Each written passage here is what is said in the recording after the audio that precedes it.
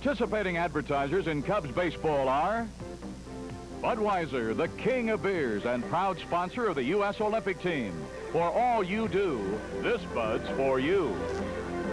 Your neighborhood True Value hardware stores. Toyota's exciting cars and trucks for 1984. Toyota invites you to see them at your local dealer. Union 76 and your neighborhood Union 76 dealers, who invite you to go with the spirit of 76. Canon, the official 35mm camera of the 1984 Olympics. United Airlines, you're not just flying, you're flying the friendly skies. Zenith, see all the close-up action on the Smart Set by Zenith. At Zenith, the quality goes in before the name goes on. The Yellow Pages, it's the small investment that keeps your big investments paying off. And your Chicagoland McDonald's restaurants, where you can get all your favorite tastes in just one place, McDonald's. This copyrighted telecast is presented by authority of the Chicago National League Ball Club, which has the right of approval of the announcers and is intended solely for the private, non-commercial use of our audience. Any publication, reproduction, retransmission, or other use of the pictures, descriptions, and accounts of this game without the express written consent of... It's a beautiful evening for baseball in New York. Hello again, everybody. With Steve Stone, I'm Harry Caray. We're at Shea Stadium, where the Chicago Cubs are trying to knock off the Cinderella team of baseball, the New York Mets. It looks like the Mets have taken over this town, Steve. Well, Harry, with the Yankees in last place, everybody has become a Met fan, and justifiably so. They're 4-5 on this current streak. The pitchers are doing well, and the team looks like they want to be a contender. I tell you, this is the 8th game of the road trip for the Chicago Cubs. They're 4-3. They're short of no worse than a split for the 8 games. But boy, what a big one this would be to come home on. 5-3 for the road trip would be outstandingly good. It would also put us over 500 on the road this year, and Chuck Rainey is going for the Cubs tonight, and he's going to face a tough right-hander in Tim Leary. Leary is 1-1, but his earned run average is 9th best in the league. He's got a curveball just like Dwight Gooden, although he doesn't throw quite as hard. And Harry, we've got our hands full with this pitching staff. Certainly have, and it's a ball club that has a lot of little ingredients that seem to gel together. And Davey Johnson, their new manager, seems to be making the most of it. Of course, it's very early in the season, as we all know, and a lot of things could still happen. But I'd sure like to see the Cubs win this one, because I think morale-wise, it's a big ball game. The Cubs swept 2 from the Mets in Chicago. Now, if they could split with them in their home ballpark, they'd still be out in front of them for the year's play. And as long as you can keep doing that, you're not going to be suffering any. Well, the Mets are on a roll. That was the biggest inning recorded of the year, that 7-run inning yesterday. All right, we'll be back with the starting lineups as the Mets are taking the field following this message.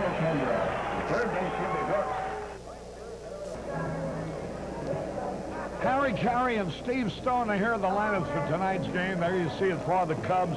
Dernier in center, Sandberg at second, Matthews at left, Durham at first, Shea at third, Hall in right, Davis the catcher, Boa at short, Rainey, who's won 1, lost 3 with an earned run average of 3.57. For the Mets, Bachman at second base, Oquendo at shortstop, Hernandez at first, Foster in left, Strawberry in right, Wilson at center, Brooks at third, Fitzgerald the catcher, and Tim Leary the pitcher. There you saw John Vukovich a moment ago, the first base coach. Now you're looking at Don Zimmer, the third base coach. By the way,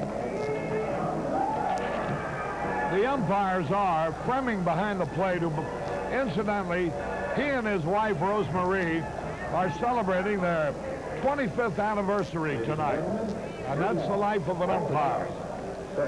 His family's back home in Wisconsin while he is working here. His wife, Rosemarie, and his sons, Kevin and Stevie, are all in Brown Deer, Wisconsin. Nevertheless, a happy wedding anniversary to Bruce Fleming and his family. Bruce being one of the better umpires in the National League. We're ready to go. Tim Leary's first pitch. He bunts, and he bunted a terrible pitch. High, right over his right ear for a foul ball, strike one. Well, 2 streaks ended today. The Baltimore winning streak, which had reached 6, ended in 16 innings. They lost to Cleveland at Baltimore 9-7. The Giants' 9-game losing streak ended. They won in San Francisco 4-3 from the Dodgers. Curve in there to Dernier. He's in the hole 0-2. He's 1 out of 11 against the pitching of the Mets. Batting .244. Line drive, base hit, right center with 0-2. Strawberry coming up with the ball, and Dernier, as has been his wont, gets on base to start things off. Last night he got on with a walk, still second, went to third on a wild throw, but died there with the next 3 men. Reasley retired, 2 on strikeouts, the other one on a comebacker by the pitcher Dwight Gooden. And there was a meeting at the mound between Hernandez, the catcher Mike Fitzgerald, and the pitcher Tim Leary, and they're reminding him of the hit and run possibilities right here with Sandberg and Dernier on first. They'll watch him closely. There's a throw over there. Hey, he balked. And down to second base goes Dernier. Tim Leary. He didn't hesitate. And Harry, he might have thrown over there without stepping over there. Jim Quick made the call. Let's watch it. Well, it looked like he stepped, but I don't know about his motion there. All right, it's a balk. Here's Sandberg now. And Leary's pitch. He was going to bunt his way on. It was a fastball low and inside, and it's a ball. Nice evening. Not a big crowd, though. Off day tomorrow, and Friday the Cubs are at home against San Diego.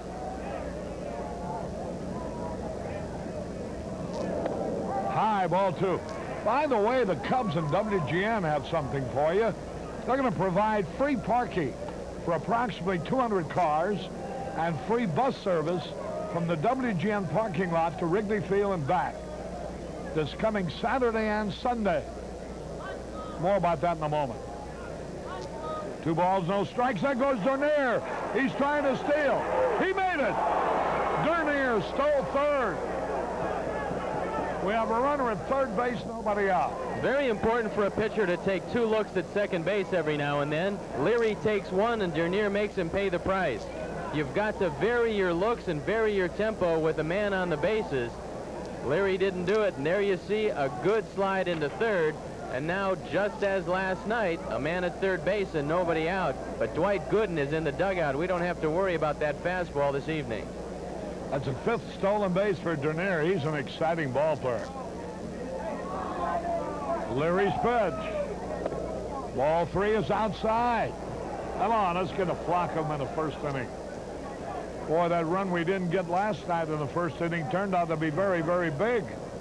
They'd been behind 2-0. They might have had a pinch hit for Gooden in the 6th. Line foul out of play. But behind only 1 run, they were able to use him to sacrifice, which he failed to do, but nevertheless, they were able to keep him in the game. 3 balls, 2 strikes. Sandberg the hitter. Harry Matthews on deck. Oh, boy, did he ever chase a terrible pitch. Way over his head. Struck him out again. Last night we helped out Gooden on a lot of high fastballs. Sandberg going down 3 times last night on strikes. Starts out this game the same way, swinging at ball 4. That's the 11th strikeout for Sandberg. For a contact type of hitter, seems like an awful lot. Gary Matthews takes it high. Well, that's what happened last night. With a runner at third, Sandberg struck out, then Matthews struck out, then Buckner tapped out. Here's Matthews trying to get the run home. Hey, swings and he misses. Leary's got good size for a pitcher, 6'3", 190 pounds. Throws a good live fastball, a curveball, and a forkball. If he gets ahead, watch for the forkball tonight. Looks like our weakness is getting a runner at third with nobody out.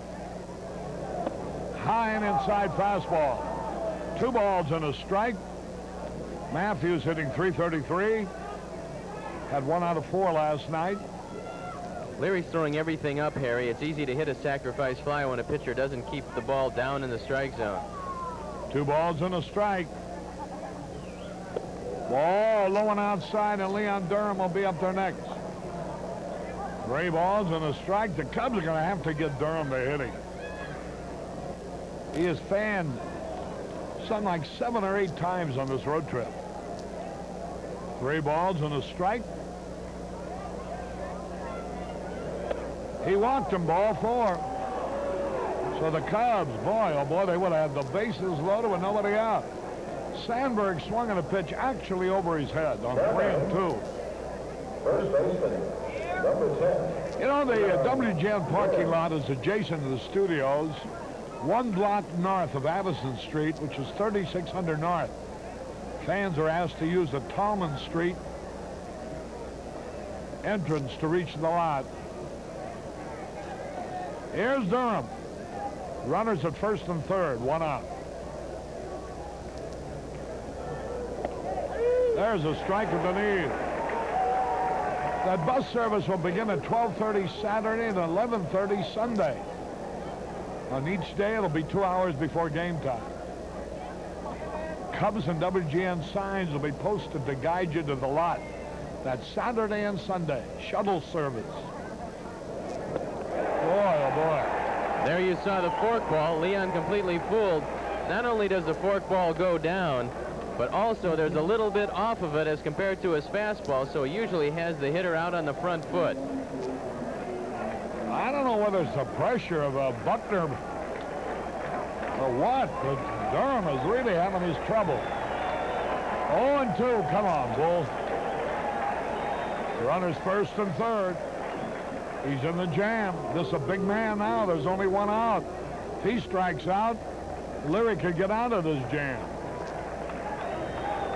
Infield playing back. Throw to first, the runner back.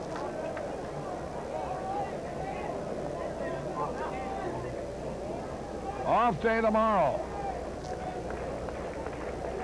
Homestand starts Friday at Wrigley Field.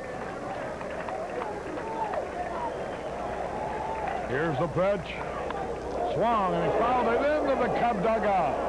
And they'll wave the towel of surrender. Richie's going back. He's seen enough. He's going to go in the locker room and watch the rest of this on television. Richie had to recover the baseball. He'll flip it to one of the fans, probably. There's Tim Stoddard he's talking to. 0-2 the count.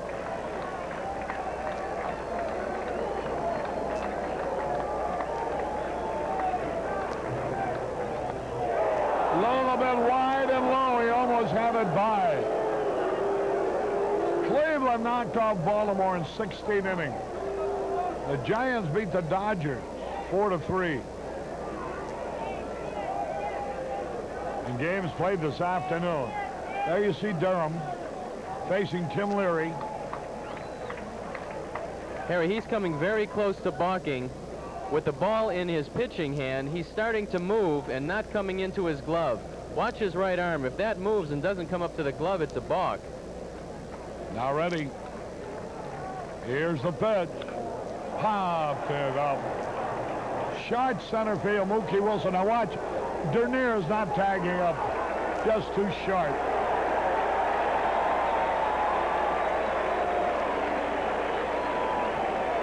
I don't think I've ever seen Durham get worse swings in the years I've been watching him, the last 3 years. Well, Harry, he's doing something called feeling for the ball. He has lost his confidence somewhere along the line, and he's not taking good aggressive cuts. He's hitting defensively, and when you're in a slump and you hit defensively, you just get deeper in that slump. And hitting in the position he is, which is number 4, he leaves a lot of runners on the bases when he's not hitting the ball. Durham is 5 out of 26. That's under 200 on this road trip. And has fanned 8 out of those 26 times. Here's Shea. Swings at a breaking ball and he misses it. Boy, oh boy, Leary has really been a fortunate pitcher in this inning. He should have had the bases loaded with nobody out. As it is, he's got a chance now if he gets Shea out to be unscored on. There's no telling what will happen from here on in. There goes the runner. Oh, they fake and they got Dernier caught. There's the runner. Hey, he drops the ball. Everybody's going to be safe. Fitzgerald dropped the throw from Hubie Brooks. Both men are safe. Boy, what a nice fake he made, Fitzgerald. And he had Dernier trapped as a result between third and home. Bad base running on the part of Bob Dernier. It's elementary baseball that the catcher will fake if he doesn't have a play at second base, and Bobby Dernier was about halfway down the line, and we caught a break on the ensuing rundown because the ball just dropped out of the glove of the man you're looking at right now, Mike Fitzgerald.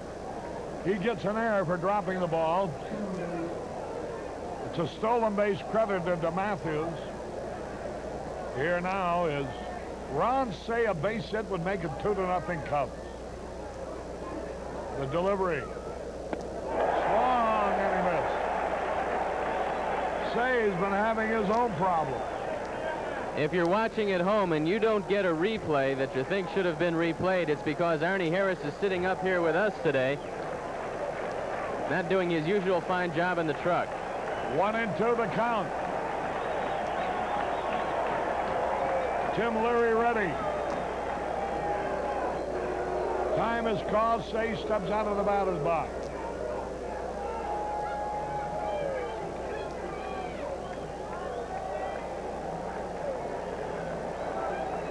One and two the count. Pitch to Shea. High pop fly, short right field, Strawberry easy out. To retire the side. What a wasted chance. Boy, oh boy, no runs. One hit, one error, two left. We go in the bottom of the first, no score.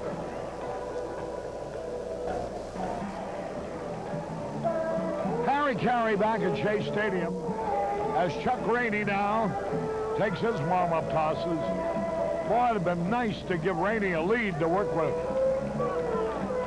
Chuck has won 1, lost 3 with an earned run average of 3.57.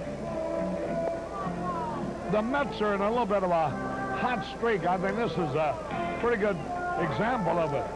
Leary, instead of being in all kinds of trouble, winds up not even being scored on. They had a bad inning defensively. They made a crucial error and fortunately were able to get off the hook. But when you are in one of these hot streaks, it seems that everything falls your way. We just have to take it away from him with a pretty good attack tonight. Rainey threw very well last time out. He lost 3-2 to Pittsburgh, but he had a good outing, and hopefully he can duplicate that here tonight. All right, here's Wally Backman to lead it off. Backman, at 1 out of 3, a safe bunt last night in that big 7-run inning. Takes the fastball a little bit low and inside. Cleveland Indians went 16 innings to beat Baltimore. Base hit to left field. Backman singles to left.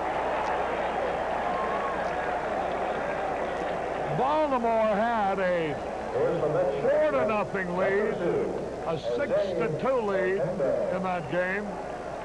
But the Indians got 3 in the 8th and 1 in the 9th to tie it. Scored 2 in the 16th to beat Baltimore. Jim Palmer was the loser in relief. Here's Oquendo now. The pitch. Swings at a breaking ball. Jose Oquendo, the 20-year-old shortstop. Hitting only 104. He has 5 hits all year, 3 in 1 game. Bill Robinson said he's swinging up. When he hits fly balls, they don't go very far. There's Backman back.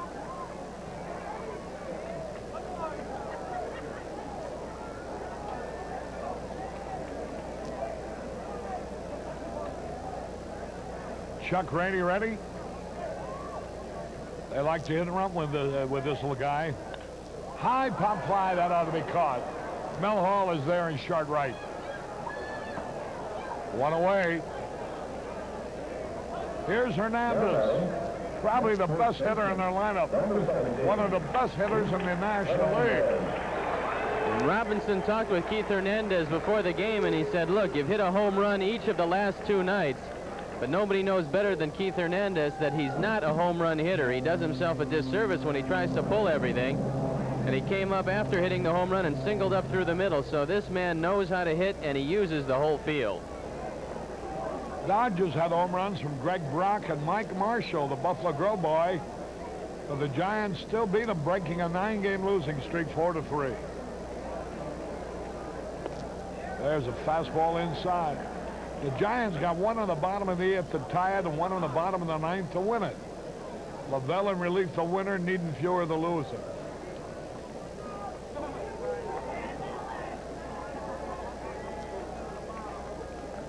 Backman gets back. Foster on deck. That 9-game losing streak, Harry, was the longest in San Francisco Giant history. 27 years they've been in San Francisco. It's a helpless feeling when nothing goes right. Boy, and they lost them by all kinds of scores. 8-7, 1-0, 2-1, 8-5. I mean, when they made runs, the other guy got more. When they had great pitching, they couldn't get any at all. Throw to first. Almost had him. 1 out, 1 on. Hernandez hitting .301. There goes the runner. There's the peg. Low, but he is out. The throw was in the dirt. Larry Boa scooped it up and made the tag in one motion. A tough ball to throw, and this is the only place that Jody could have thrown it and thrown him out. Watch it. Larry picks it clean, puts the tag on. It's right on the front foot. A nice play by Boa. Nice play by everyone concerned. So there's 2 away. Boa makes that tag as well as anybody. There's a strike call. 2 balls and a strike. 2 men around, nobody on.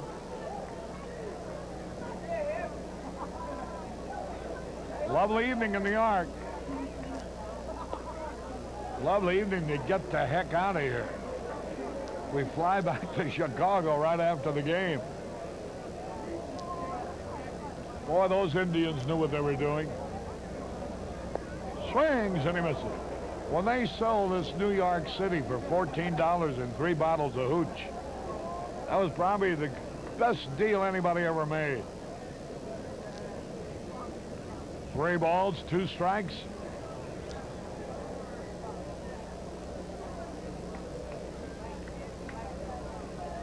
Hernandez waiting. Harry, it was $24, but I think they only got 2 bottles.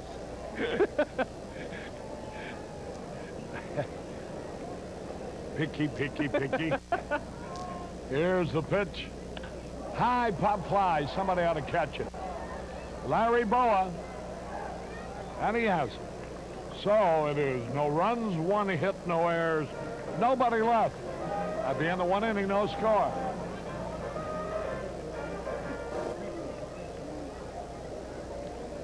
Harry Caray and Steve Stone. Here's Mel Hall to lead it off in the top of the 2nd inning. Here's Tim Leary getting ready.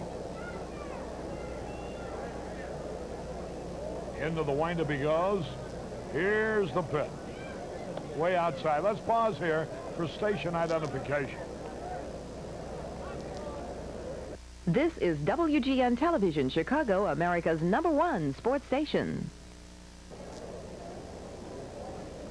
Mal Hall waiting. 1 ball, no strikes. Short up as if they were going to bunt. Took him for a strike call. While I saw the baseball commissioner, he's still commissioner in the Bowie Kuhn, with Howard Cosell at 21 yesterday. A lot of rumors here in New York that Bowie Kuhn and Cosell are trying to get a syndicate together to buy the New York Yankees, where they'd have other people raise the money, and they would be the general partners, much like it is done in Chicago with the White Sox. The idea being that Steinbrenner then would sell the team to them and their group, and Steinbrenner would be interested in the expansion team in Tampa. Steinbrenner has his business in Tampa, owns a big hotel there, has his home there, and apparently they're going to build a stadium for a team in Tampa. I don't know if there's anything to it, but it makes a pretty interesting rumor. 2 balls, 2 strikes. Fouled it out of play. Mel Hall, who drove in the only run last night. Mel Hall had the best cuts last night at young Dwight Gooden. He was 2 for 2 with a walk. And he is showing that he can hit the ball off right-handers. There you take a look at the Cub dugout. It's Chuck Rainey next to Billy Connors. Jim Fry chewing anxiously on the gum. Hall looking out at Leary. Now ready. Outside it high. Ball 3. Boyd and Barbara Fees from Oklahoma City are here. And a group from Rockford, Illinois. Kevin and Todd Haas, Steve Mussigman, Greg Mesa, and the Schwartzes are all here.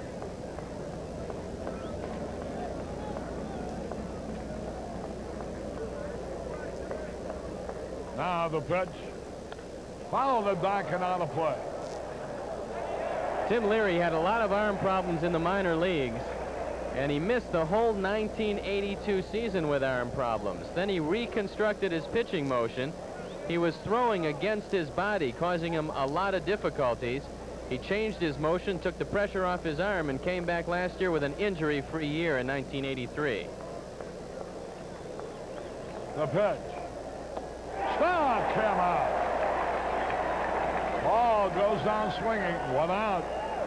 Now to bring up Jody Davis. Number 7, Chicago. They're here from Orlando, Florida. Cher, Gene from Carmi, Illinois. Steve from Portage, Indiana. Ray from Hackensack, New Jersey, all pulling for the Cubs. A lot of people have likened this young Met pitching staff to the great Met pitching staff of 1969. Tom Seaver, Nolan Ryan, Jerry Kuzman, Gary Gentry. But Tim McCarver, who was a catcher and is knowledgeable, says not yet. Give them a couple of months yet and let's see how they develop. Here's Jody Davis, the pitch. Look out, he spun him out of the way. Davis was hitless last night. 0 for 4. Jody is 5 out of 27 on this road trip. No homers, 3 RBIs. So that's under 200. Durham hitting under 200.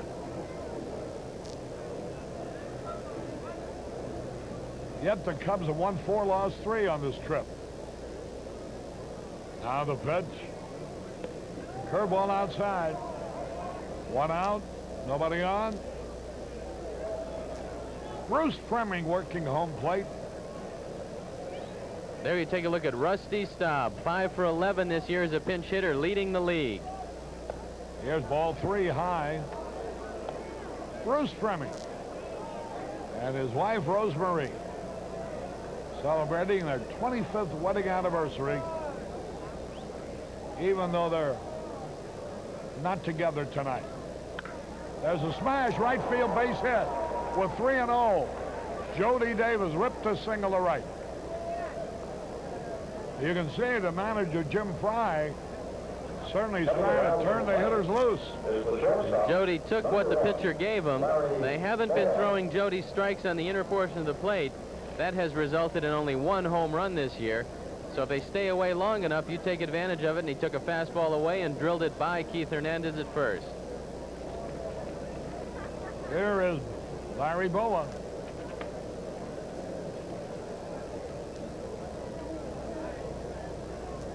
Pitch by Leary.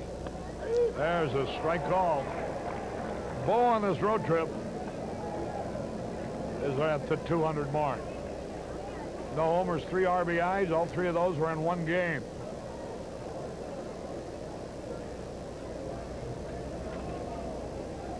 Rusty Staub leads the National League in pinch hits tied with Greg Gross of the Phillies. They each have 5. Hyde shorting up as if he were going to bunt. Rusty is a pinch hitter, is hitting .455, 5 out of 11. Last year led the majors with 24 pinch hits and tied a major league mark, 25 pinch RBIs.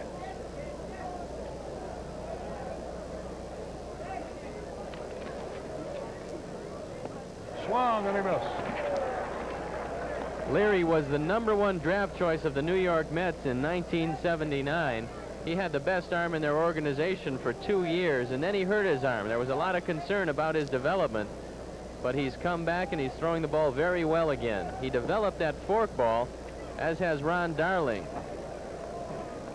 The pitch. Hit him out. That's a 3rd strikeout. That's 13 Cubs in the 11 innings of this series who have been fanned. That's the forkball. You saw it sink at the last minute. Bruce Fremming ringing him up. And Boa, who doesn't strike out a lot, was completely fooled on the trick pitch. Here now is Chuck Rainey. He's 1 out of 7 as a hitter. Curveball in there, a beauty, a strike call. Remember now, over the weekend, the Cubs, in cooperation with station WGN, are providing free parking and free bus service from the WGN parking lot. There's a bouncing ball. Second baseman's got it with a pitcher covering. Backman throws to Leary. Hernandez could not reach the ball, but Leary was there to cover. No runs, 1 hit, no errors, 1 left. They go in the bottom of the 2nd, no score.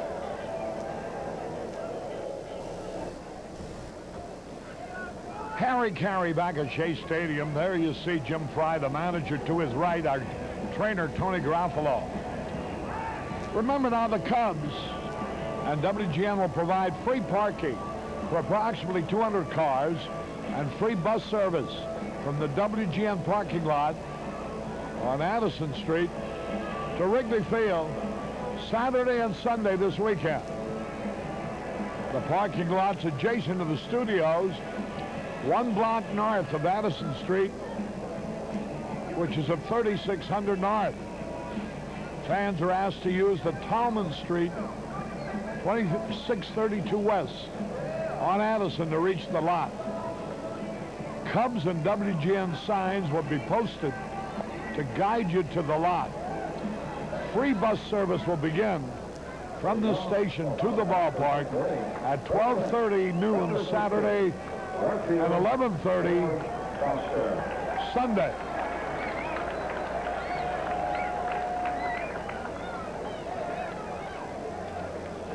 Here's Foster to lead it off.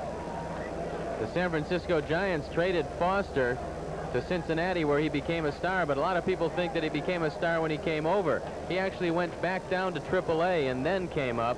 Foster's hit ever since. Here's a pitch swung on, high pop foul back into the stands. Souvenir for somebody.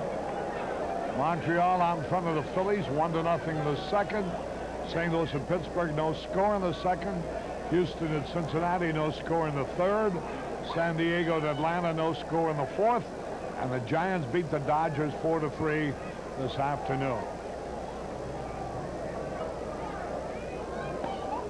Fastball a little bit inside. A lot of people in New York think that manager Davey Johnson will have to flip-flop the order eventually, putting Strawberry 3rd with Hernandez behind him to protect him and dropping Foster to 5th. Right now, there's nobody behind Strawberry to protect him except for Mookie Wilson. And Strawberry looks like he has a potential of 35 home runs and 110 RBIs. You don't want to waste that. Now the delivery, here it is. He went around, tried to stop. He had gone too far. He's in the hole. 0-2 the count.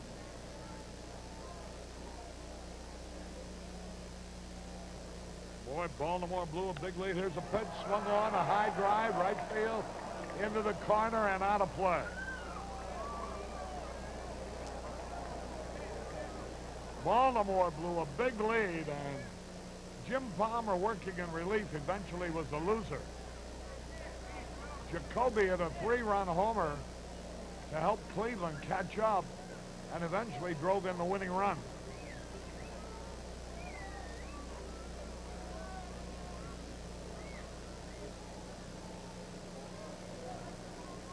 Oh, and 2 the count on the right-hand hitter. Almost hit him. Fastball inside. He caught Foster leaning, and he just brushed him back. You've got to protect the outside corner for your breaking ball. You've got to throw way inside occasionally. Watch Rainey go away now. Fouled it back and out of play. Went away with his fastball. Red Sox leading Detroit 2-0 in the third. Toronto ahead of Texas 1-0 in the third. Yankees are at Chicago, Kansas City and Milwaukee, Oakland and California. George loves to make the pitcher wait out there. There's Rainey standing on the mound, George taking his time. It's just a guessing game between pitcher and hitter, and Foster wants all the advantages. Here's the pitch.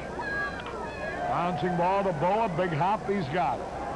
There's the peg in time. From Boa to Durham. That'll bring up Darryl Strawberry, 3 out of 3 last night.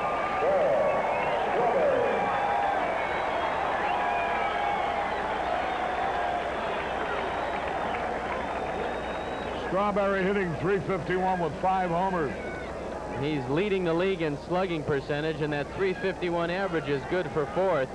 And this young man doesn't do too much wrong with the bat. Here's the pitch, and it's a curveball of an outside. Strawberry is 4th in the league in batting average, .351. 1st in the league in slugging, .636.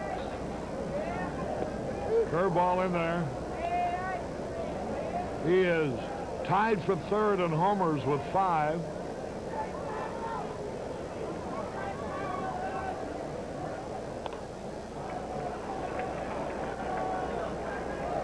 He is 5th in the league in on-base percentage.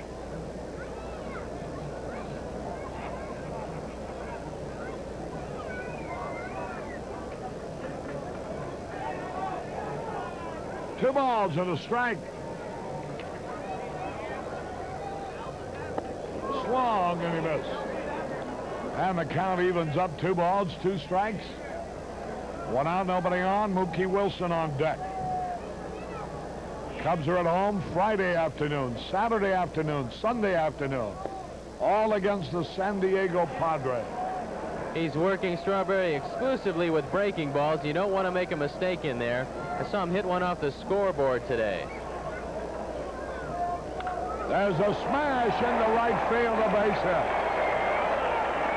Strawberry hit a breaking ball, and he hit it hard. You've got to mix him up a little bit, and this is the 6th curveball he saw in the same at bat. And I don't care how good the curveball is, you're not going to fool a hitter the type of Strawberry if you keep on throwing him the same pitch. He drives this one through the right side. Here now is Mookie Wilson, 1 out, 1 on.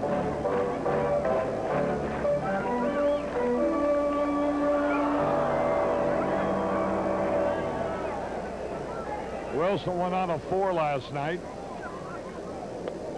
Strike, a good fastball over the outside corner. Strawberry can run at first base. You've got to watch him closely. He's stolen 5 in a row and 6 on the season. Don't let those long legs fool you. He gets a very quick start. 1 out, 1 on.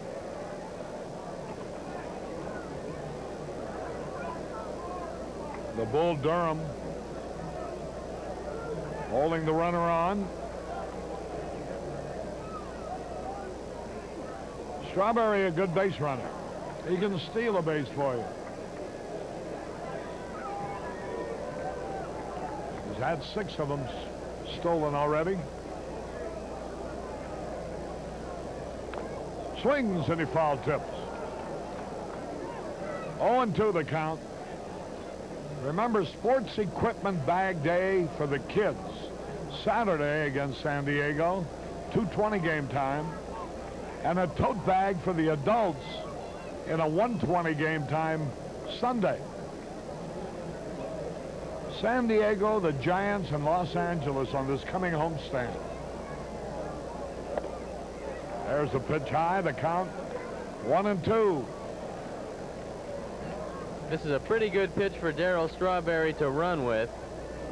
So let's watch if Rainey holds him close and if Jody gets a pretty good start on the throw. 1-2 the count. They throw over to first. Strawberry dives back safely. At 6'6", he could get a lead halfway down and almost dive and fall back. He was an outstanding basketball player. There he goes. Swung on a little tap. Here's a play by Rainey. Safe. He pulls him off the bag. An infield hit. And that's what these Mets do. They move from here, and they beat them out there. They got enough speed up and down, and they're all contact hitters. Strawberry was running. Mookie Wilson took the ball away. Now watch the play by Rainey. It's a nice play. He does the only thing he can do, fire. Leon has to come off the bag. And on the play, Wilson is safe at first. So it's runners at first and second with one out.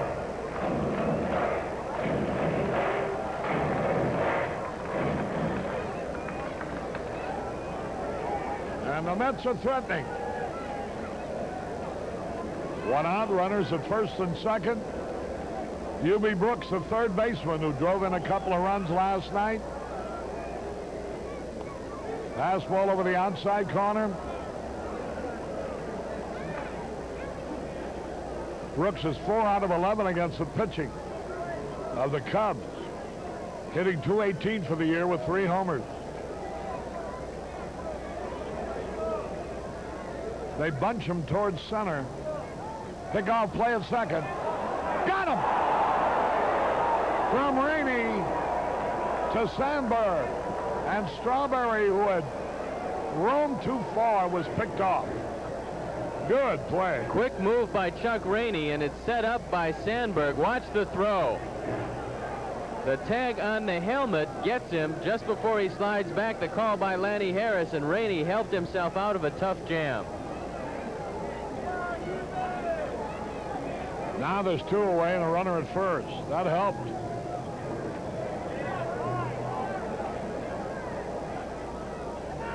Here's Durham coming over to talk to Rainey, letting him know whether he's going to be holding him on or not. Mookie Wilson very fast. They better hold him on or he'll take second in a moment. You give him a lead. Red Sox now lead Detroit 4-0 in the third. Throw over there too late. See, Chet Lemon hit 2 more homers last night. What a year he's having.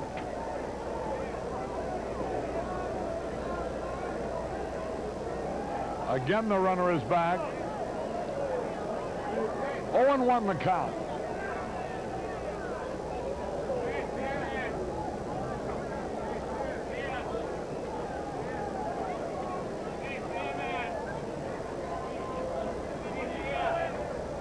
The pitch by Rainey. Into the dirt. There goes the runner to throw. And he is safe on a close play. Boy, Jody made a great recovery and a perfect throw. And they almost got Mookie. Nice play by Jody, keeping the ball in front of him, and fortunately it hops up to him.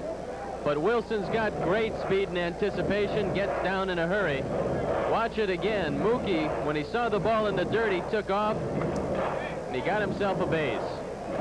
That'll be a wild pitch. Because he wasn't going until the ball was thrown in the dirt. Now they want to talk it over. A runner at second base in scoring position. Jody Davis out talking to Chuck Rainey. Mike Fitzgerald, the catcher's on deck.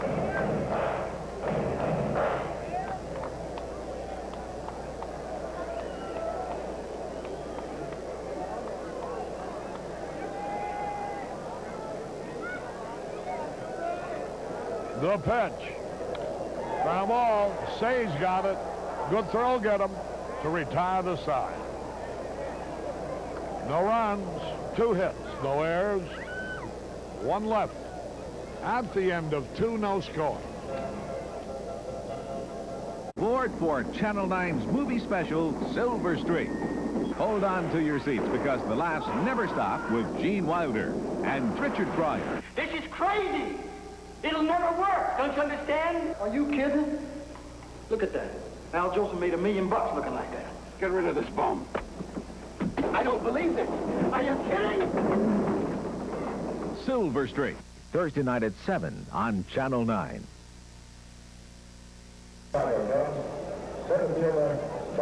Harry Caray and Steve Stone.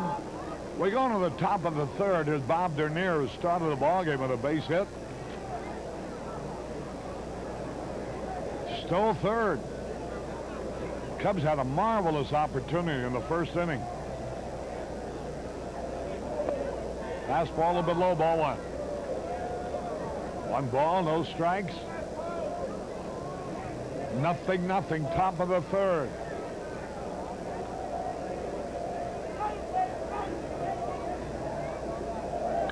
Base hit.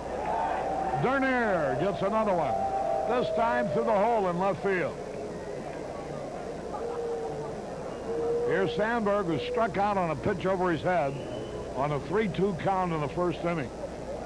The Mets have some problems with their pitching rotation. They've got 4 right-handed starters and desperately need that left-hander. And they look to a watchful eye in AAA, where Sid Fernandez, acquired from the Dodgers, is off to a good start. Look for him to be called up in about 2 weeks to fill out the rotation for him. Ryne Sandberg, the great second baseman of the Cubs. Here's the pitch. They pitch out, but Dernier was not going. Fitzgerald doesn't have a particularly good arm. We saw him throw 2 balls awry yesterday. 1 went into center field, so Dernier realizes that and probably will take advantage of it. Now ready. Throw over to first, the runner back.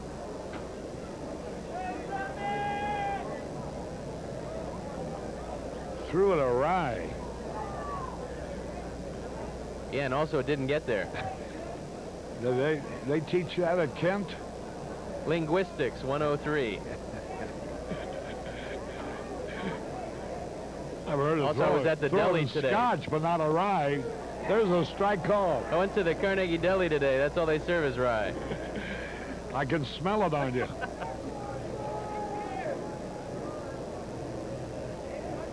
One ball, 1 strike. Sandberg waiting to throw over to first base. Ball game in the third, no score. Cubs fly home right after the game on a charter. Quick throw, boy, hey, they almost had him leaning the wrong way. Dernier got back safely. Cubs do win around 12:30 a.m. Off day tomorrow. Again, they throw over there. And Friday afternoon, the friendly confines, Wrigley Field, against San Diego.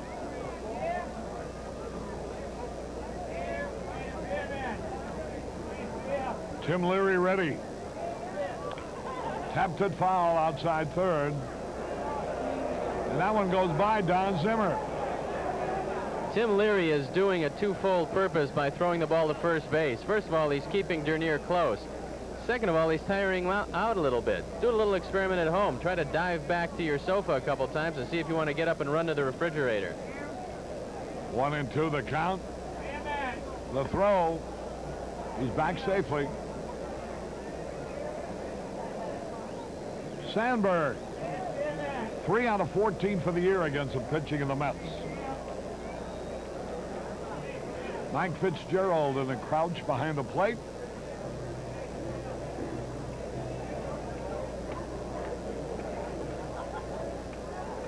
Again, he's back. And here comes Jose Oquendo. He's about 5'9", 5'8". Tim Leary's about 6'4".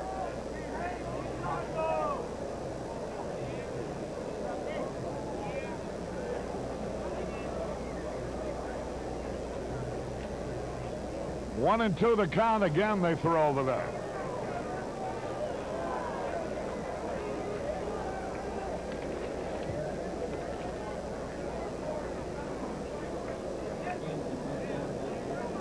Dernier lead. A little high, a curveball. He was fooled with that pitch. Fortunately for Rhino, it was high. 2 balls, 2 strikes. That's Dave Johnson to the middle. Bobby Valentine to his left. Frank Howard to his right. 2 of his coaches. He's close to the National League record in tosses to first. It's been 10, just this hitter. 2-2 pitch, make it 11. Yosh Kawano will be out soon to visit Tim Leary and say, look, I got to wash that uniform, so take it easy on the tosses to first. 2 balls, 2 strikes. Leary is ready. There's a base hit. Down the left field line, Dernier around second. On his way to third. He may try to score. Here he comes. He's going to make it easily. Foster had trouble picking the ball up. Dernier was going to stop at third. Sandberg will not get a run batted in. The run scores on the air.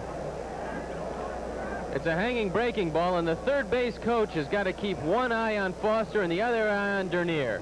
As soon as George bobbled this ball, Dernier was waved on. He scores easily. Sandberg winds up at second base. There's no RBI, but Sandberg took a curveball, which has been a trouble spot for him, and drilled it to left.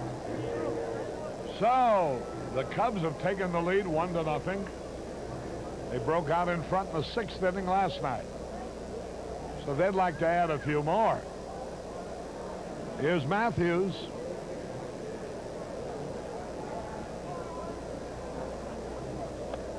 Sarge takes a fastball high. Matthews hitting .250 on this road trip. No homers, 5 RBI. Leads the team in ribbies on the trip, which is in its 8th game. The Cubs have won 4 and lost 3.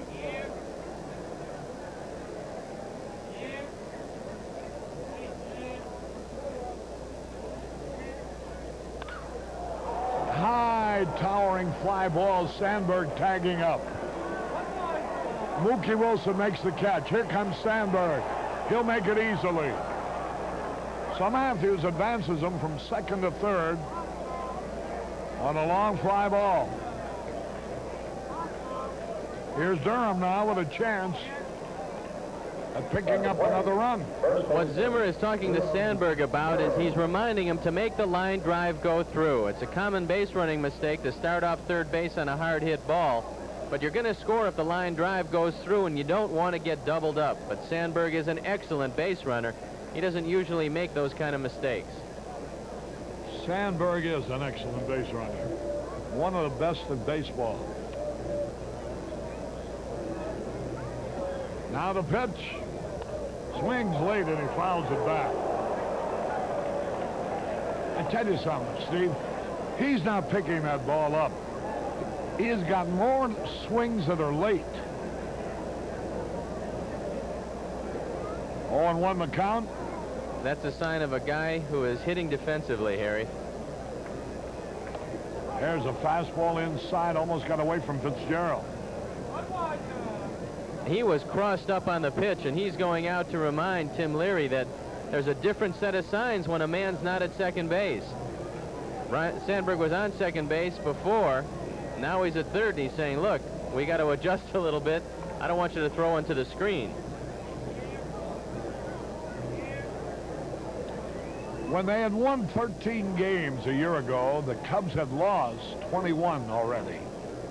They're shooting for their 13th victory here tonight. They've lost only 9. Mel Stottlemyre to the right of manager Davey Johnson. He's doing an excellent job with the young pitchers. There's a line drive, base hit to the opposite field, and a run score. Durham singled over Oquendo's head. Had Marty Marion or Belanger been playing shortstop, maybe they'd have caught it. But little 5'9" Okendo, no way.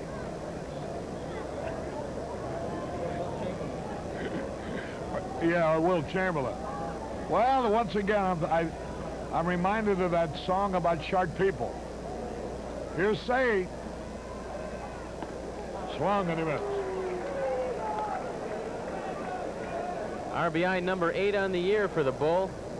He inside-outed the ball, took an inside pitch, and drove it to left field.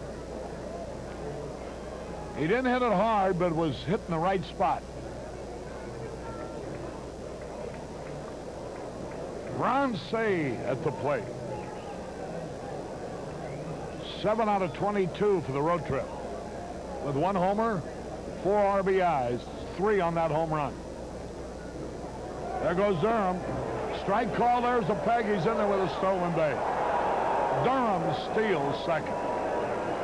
He guessed right, and he got the best pitch to run on, an off-speed curveball.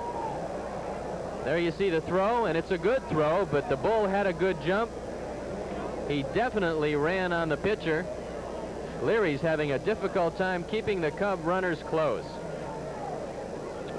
All right, here now, Shea with a chance to drive in the run.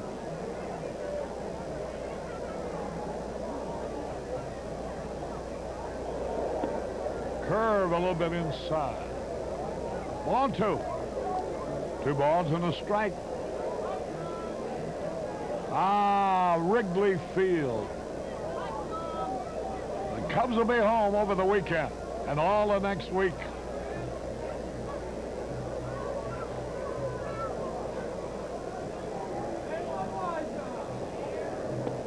A little bit outside, ball 3.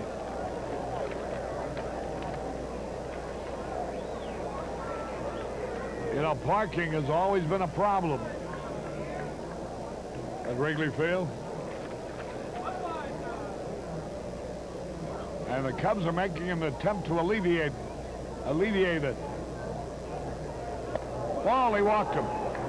Here's Mel Hall. Remember, this weekend, Saturday and Sunday, the Cubs are going to experiment with a free shuttle system. You can park your car at the WGN lot on Addison Street and then get free bus transportation to Wrigley Field. When the game is over, they'll bring you back, you pick up your car and go home. No hustle, no bustle. Here's Mel Hall.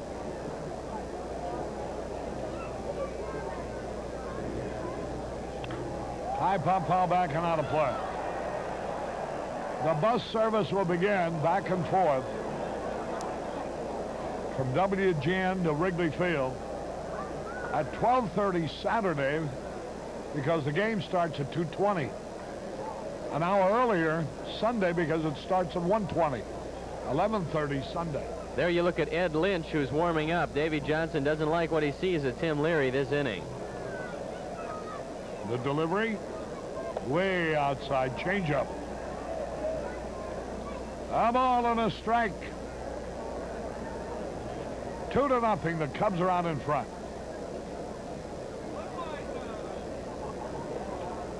A win tonight would give them a 5-3 road trip. Good by anybody's standards.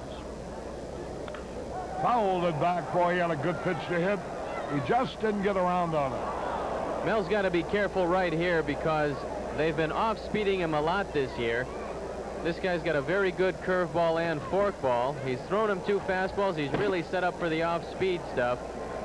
So let's see if Leary decides to take a little bit off and fool Mel. There's Dave Johnson. Mel Stottlemyre was a pitching ace with the Yankees. Now he's a pitching coach for the Mets.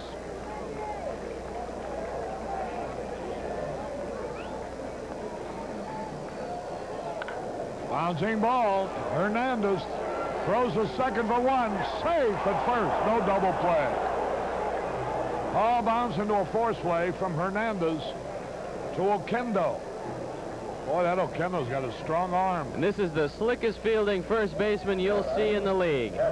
Watch how smooth Hernandez is on this ball. He fires out Pete Okendo, and look at that arm on the relay.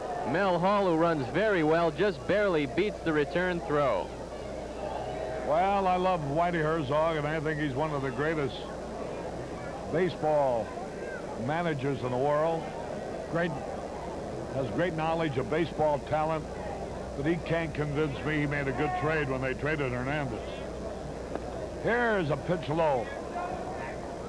Neil Allen is a fringe pitcher. Keith Hernandez is an outstanding hitter and a spectacular fielder. And Harry, if the Mets are going to have any kind of year this year, they can attribute it to that man at first base. Yeah. He gives them leadership, character, a great glove, and he's really solidified that infield. Now the stretch, the pitch to Jody. Curveball outside. Ball 2. 2 balls, no strikes. We're in the third. 2-0. The Cubs are leading. Rainey against Leary. The way that Leary is pitching, we may have to go back to the hotel and stay in this lousy town for another night. Might be too late to get out of the airport. Boy, he's a slow worker. There's a strike call. This game is 1 hour and 9 minutes old. We're in the top of the third in a 2-0 ball game. A lot of pitchers make a mistake, Harry. When they're struggling, they slow it down a little bit. They should speed it up to get their rhythm. They take a lot of time, and the infielders get back on their heels instead of on their toes and don't make as good a plays. The pitch. Swung, and he missed the fastball. Boy, Jody, he'd like to have that pitch back. A letter-high fastball over the center of the plate. He had a good cut. Simply missed it. Runners first and third. There goes Mel Hall. The pitch is drilled foul into the right field corner. 3 hits here this inning. Cubs now have 5 hits for the night. Leading 2-0. That's a balk. Hey, they're going to ball come in. Harry, I told you he was coming close with the backhand, and he finally did it. Now Davy Johnson is coming out, but he's got no complaint. They will show a replay. Look at his pitching hand. Watch him come up, hesitate, and Bruce called the balk. He had called it once before, and Bruce is explaining to Davy Johnson.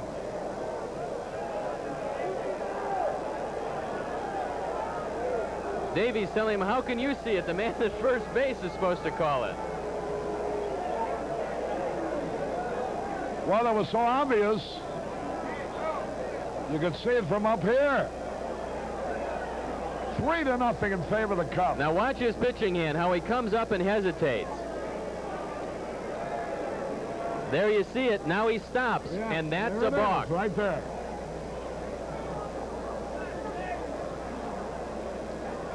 All right, Jody Davis now. 2-2 pitch. Bouncing ball, foul down the third base line. Jody is in a groove in this respect. He's hitting the inside pitches to left, the outside pitches to right. In other words, he's hitting the ball where it is. And that's a sign of a pretty good hitter. 2-2 delivery. Chuck came out on a high fastball. 3 runs for the Cubs on 3 hits. 1 error, 1 left. We go into the bottom of the third. Cubs 3, Mets nothing. Remember the WGN News, which will follow the ball game.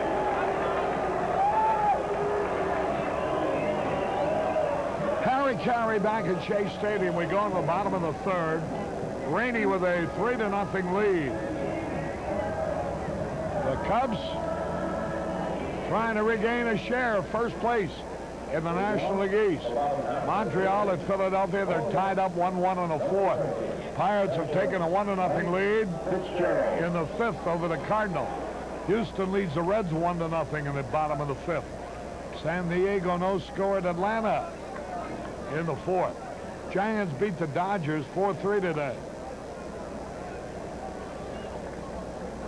The Yankees didn't score in the first at Chicago. Texas at Toronto. Tied up 1-1. Boston leads Detroit 4-0 in the fifth. In 16 innings, Cleveland whipped Baltimore 9-7. Kansas City and Milwaukee, Oakland and California later. Fitzgerald leading it off. Ball 2 low and inside. He's a gentleman who did the damage yesterday in the 6th inning. He let it off with a single. Then the roof caved in. You can't take these Mets for granted. They've already got 7 come-from-behind wins this year. Ground ball right back up the middle of base hit.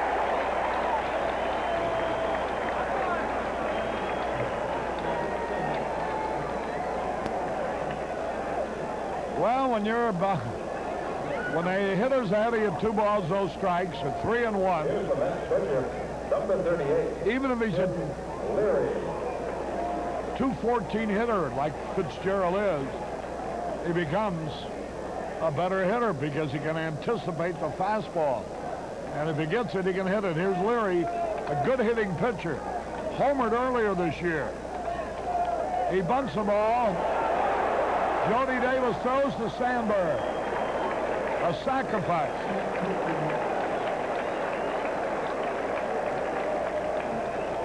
And now the There's second Wally Backman. Wally Backman. Nice execution by Jody Davis. He comes out. He only has 1 play. Sandberg making the stretch and the putout. Well, you're talking about these Mets. They have a relief pitcher named Jesse Orozco. He's pitched 11 innings this year in 6 games and has never been scored on. He's 1-2 and he has 4 saves. Here's Backman taking a curveball outside. Backman is a battler. He just makes contact, gets the bat on the ball, hits the ball where it's pitched, and he is an offensive second baseman. Stocky left-hand batter, Wally Backman. Lives out in Beaverton, Oregon. The pitch. Slider inside. Orozco has had either a win or a save in each of his last 6 appearances, and he's fanned 12 of the last 17 batters he's faced. So, boy, when they're ahead of you in the late innings, they're tough with that guy.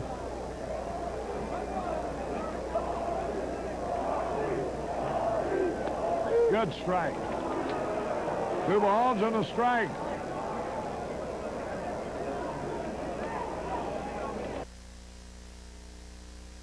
All game in the 3rd. 3-0 in favor of the Cubs.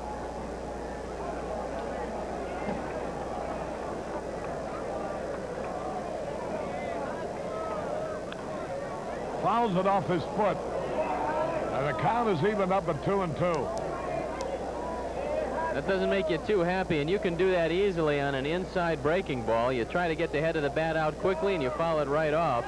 There you're looking at Bill Robinson, the hitting instructor and first base coach of the Mets.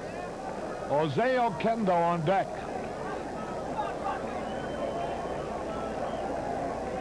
Now ready.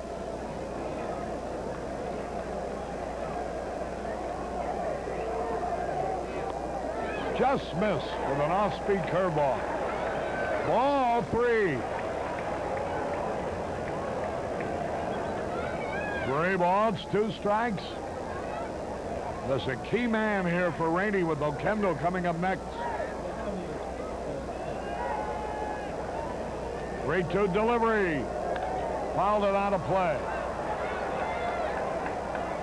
I don't quite understand manager Davey Johnson's lineup, Harry. He's got a guy hitting 100, hitting second, and it really breaks up the rhythm of his hitters. Backman's a good hitter, as is Hernandez, Foster, and Strawberry. But you put Oquendo in the middle, it stops rallies really before it has a chance to get started. Oquendo, I think, is 1 for his last 30. I'm surprised you got Wilson so far down and they're batting on him. He's a logical number 2 hitter. He's also a good number 1 hitter. Look for a shakeup in their lineup soon. This team isn't scoring a lot of runs. They've been doing it with pitching. Here's a 3-2 pitch. There's a smash right to Sandberg. He's got it. That ball was hit like a bullet. And Sandberg made the play as he so regularly does. What a great young second baseman. 2 men are out. Here's Oquendo. Jody Davis went out to talk to Rainey and tell him to bear down on this guy because the man standing in the on-deck circle is the guy you don't want to face with 2 men on base. Now he's showing you that Oquendo can push the bunt down, heads up to the right side of the infield. The outfield bunches him towards center. They give him the left field line. They don't figure he'll pull. The pitch. There's a bouncing ball. Shea should throw him out. And he does. To retire the side. No runs, 1 hit, no errors, 1 left. Milo will be joining Steve in a moment. This is Harry Caray from Shea Stadium. At the end of 3, it's the Cubs 3, Mets nothing.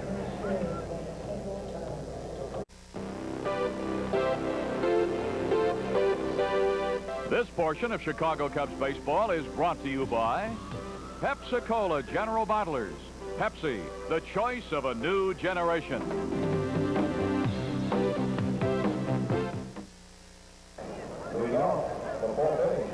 Ready to go to the 4th. Hello again. Milo Hamilton joining Steve Stone now in the middle. Hey, that was a good feeling to take advantage and get some runs. I thought we were snake bit again after that first inning with a man at third and nobody out and not getting him home, Stoney. I didn't want to see a rerun of yesterday's game, Milo. All right, this is Boa. He struck out, looked at strike 3, called the first time up. Leary has struck out 4, walked 2. A couple of balks have hurt him. 1, in fact, led directly to the 3rd run. 2 balls, no strikes. Steve Rogers got hit by a line drive tonight and had to leave in the 2nd inning in the game he was pitching for Montreal. Ozzie Virgil took a liner right back through the middle and caught the fine right-hander. That's ball 3 to Boa. Leary is starting to get under the ball. It looks like he's starting to get a little bit tired. That's a mechanical problem that should be picked up by the pitching coach, Mel Stottlemyre, if it continues. All right, let's see what happens here. That's a strike. We got 3 more stolen bases here against them tonight. This is only our 4th game, and you know, last year in 18 games against this club, we only stole 8 bases. We've already stolen 9 this year. There's a high pop, shallow left center. Foster was playing over and in, and he makes the play. So Boa's out on a fly ball to shallow left, and you go to your pitcher, Chuck Rainey. Pitcher, Chuck. And it also looked as though he was so concerned about our base runners. He threw over there so many times with Denier, also with Hall at first. That can affect you too, can it, if you just keep going over there? It's difficult to maintain your concentration on home plate when you're worried about the base runners, and that's been the secret of a lot of running teams.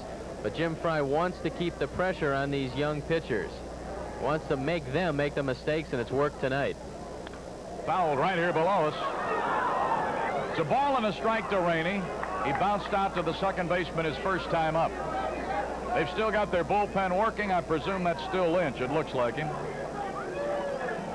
Chuck Rainey now with a 1-1 count. Nobody on in front of him and 1 away. 2 balls and a strike. We'll come home right after the game tonight, getting into O'Hare sometime between 12:30 and 1. Off day tomorrow. Since we've been mostly a road club, I guess the guys will have some good things to catch up on. The wives will have the errands to run. But then they get right back to it Friday when Scott Sanderson faces the Padres at Wrigley Field. Bouncer right side, over the bag. Hernandez will have to flip to Leary. And it's 2 down. Score it 3-1. Too bad that baby couldn't have hugged that bag and jumped up. It almost hit the bag. It just missed it. There you see a nice play by Hernandez. Leary gets over in plenty of time to retire Rainey. Hernandez made a good play on the ball that Hall hit in the 3rd inning to get that front man at second base. He's just so smooth at first base, Milo. He does everything right defensively. Just a solid ball player. He's proficient in every aspect of the game. Bob Dernier with 2 hits, a run scored, and a stolen base. 1 ball, no strikes. 2 away with nobody on.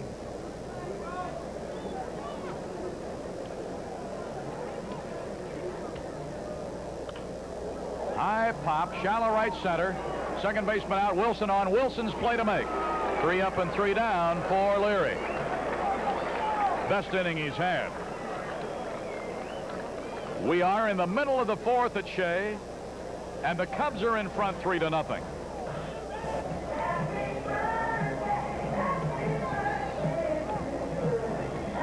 Keith Hernandez will lead it off in the bottom of the 4th. He'll be followed by Foster and then Strawberry.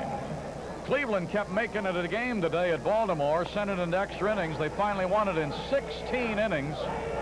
And Andre Thornton tied a record. He walked 6 times in that game.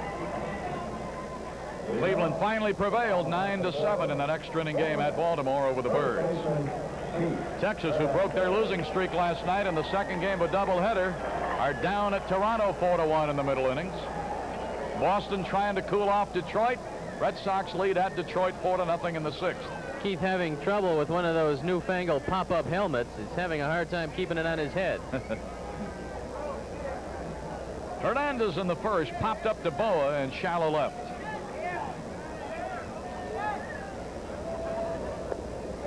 One ball, no strikes. Hernandez against the Cubs this year in 3 1/3 games is 7 for 13. He came in here tonight with a 7-game hitting streak. 1 ball, no strikes. Out into left center. Will it slice? It will. The banana going the right way, bent right into an oncoming Matthews. Nice play by Gary Matthews, and the ball came right to him. He got a good break on it, and there you see Keith. He says, geez, when you hit him that hard, you certainly like to get something. There you take a look at the pop-up helmet.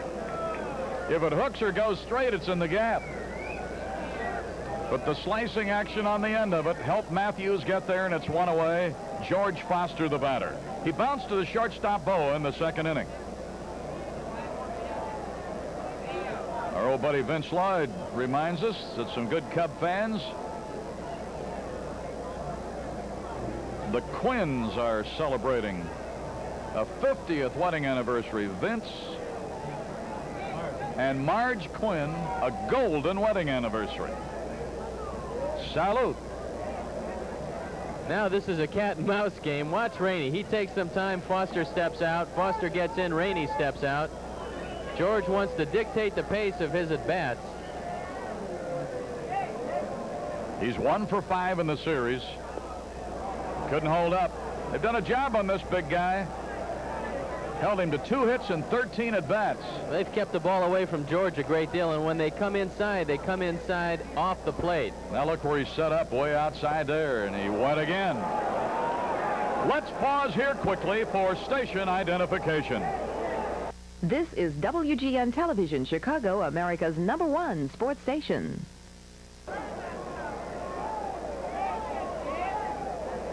Coming into this series, Foster had been hot with his RBI bat, driving in 17 runs in his last 19 games. Gives you an idea of the job the Cubs did on him. The first series there, when he hit a home run, a harmless one really, in the wind onto Sheffield. That's the time to let him hit him when you got a big lead. Almost went again. 2 balls, 2 strikes. 1 out, nobody on. Mets are batting in the 4th. Cubs have a 3-0 lead, getting all 3 in the 3rd. An error helped with 1. Durham drove in a run, and a balk got the other one home. Nobody will notice how you got him. Just put him up there. Here's the 2-2. 3-2. I'd like to see him throw George that curveball right here. George hasn't had a real good swing at it.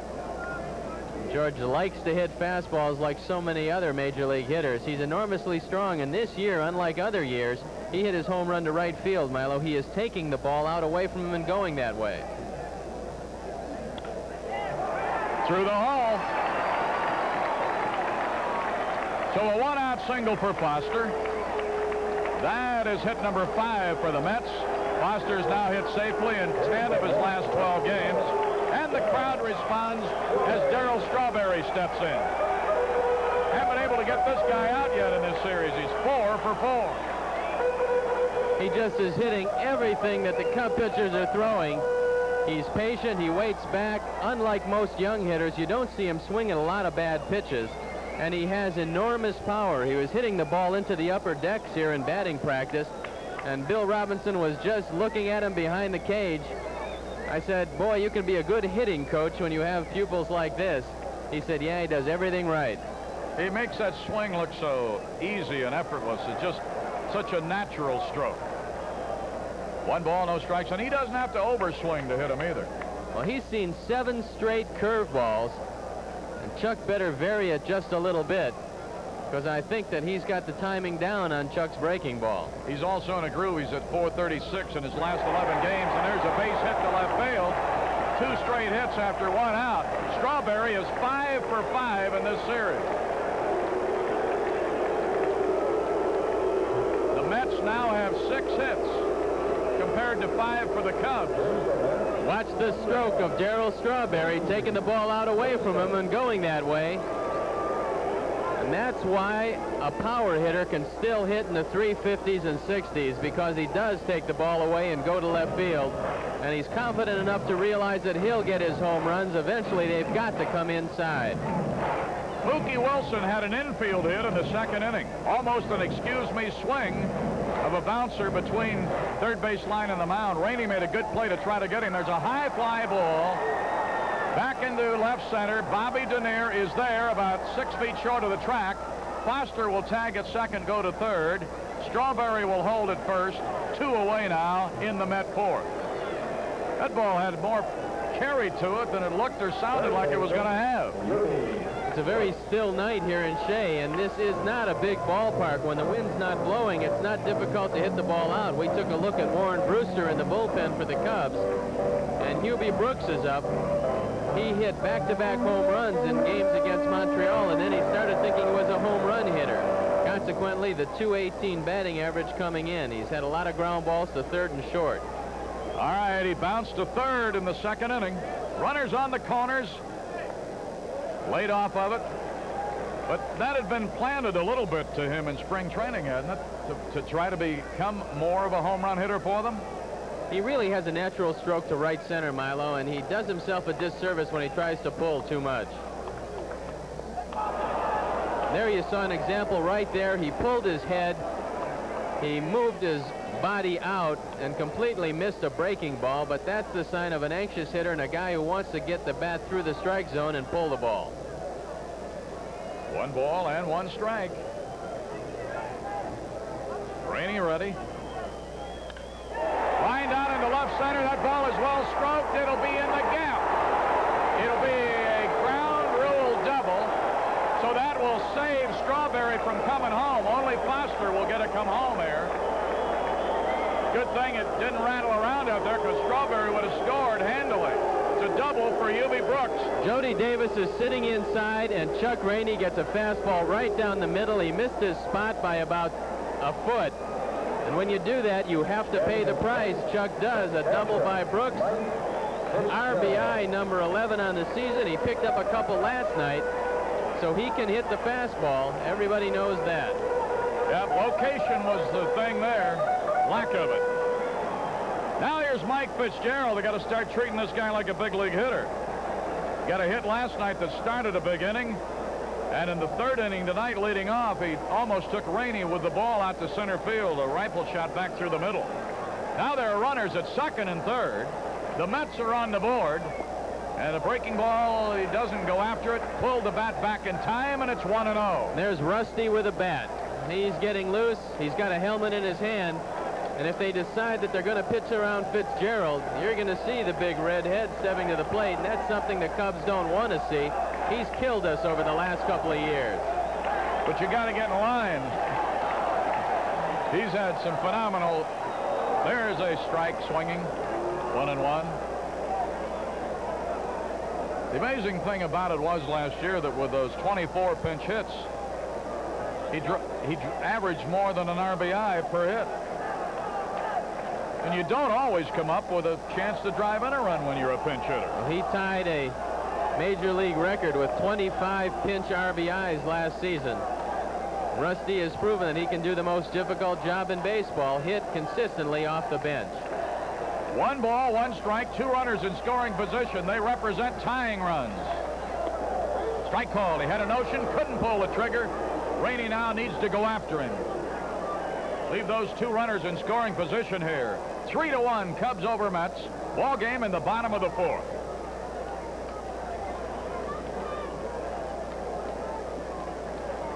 Steps back up in there. Jody drops the fingers. Going to set up down and away. Little tapper. Rainey's got to hurry. He'll throw. He'll get him. Good strong throw by Rainey. Fortunately, a catcher running, and there you see a relieved Chuck Rainey. They come up with a run on 3 hits. There weren't any errors. 2 men are left in scoring position. And after 4 innings, the Cubs are in front of the Mets 3-1.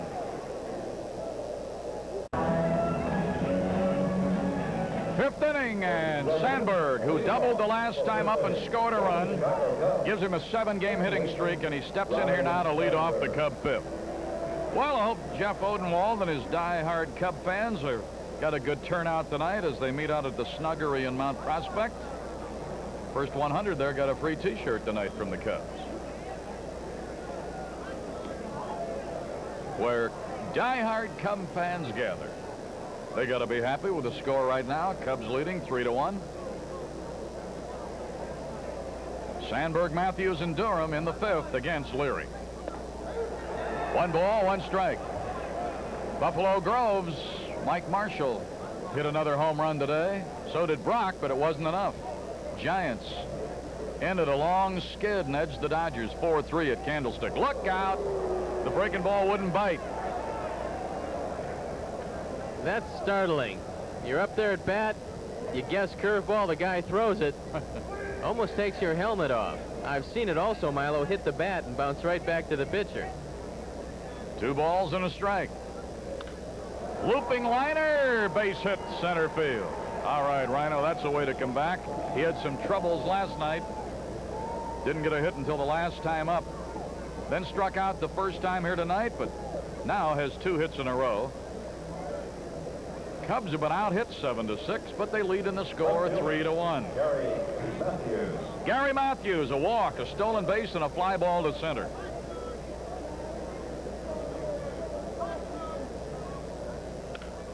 Broken bat, 1 hopper short, the flip, the fire, double play. The Mets make their 21st double play of the year. Heading up left in it, even though it was a broken bat, that they could whip it around in a hurry. Gary breaks the bat. After that, it's all elementary, Watson. And here is Durham. Drove in a run with a base hit in the 3rd inning. Later stole a base. Scored the 3rd run when the walk was called on Leary. 2 away in the 5th. Cubs batting with a 2-run advantage. 1 ball, no strikes.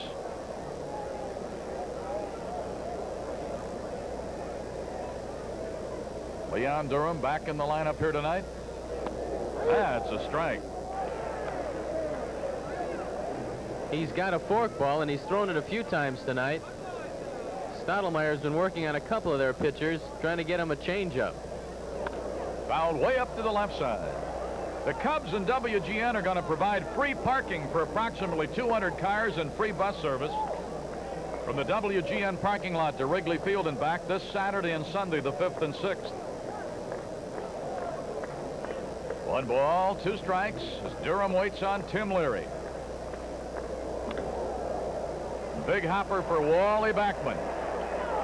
Side retired, second to first. Leadoff single, then a double play. 1 hit, no errors, nobody left. Halfway through this one at Shea after 4.5 as the Cubs try to gain a split and have a successful road trip. Cubs 3 runs, 6 hits. Mets 1 run, 7 hits.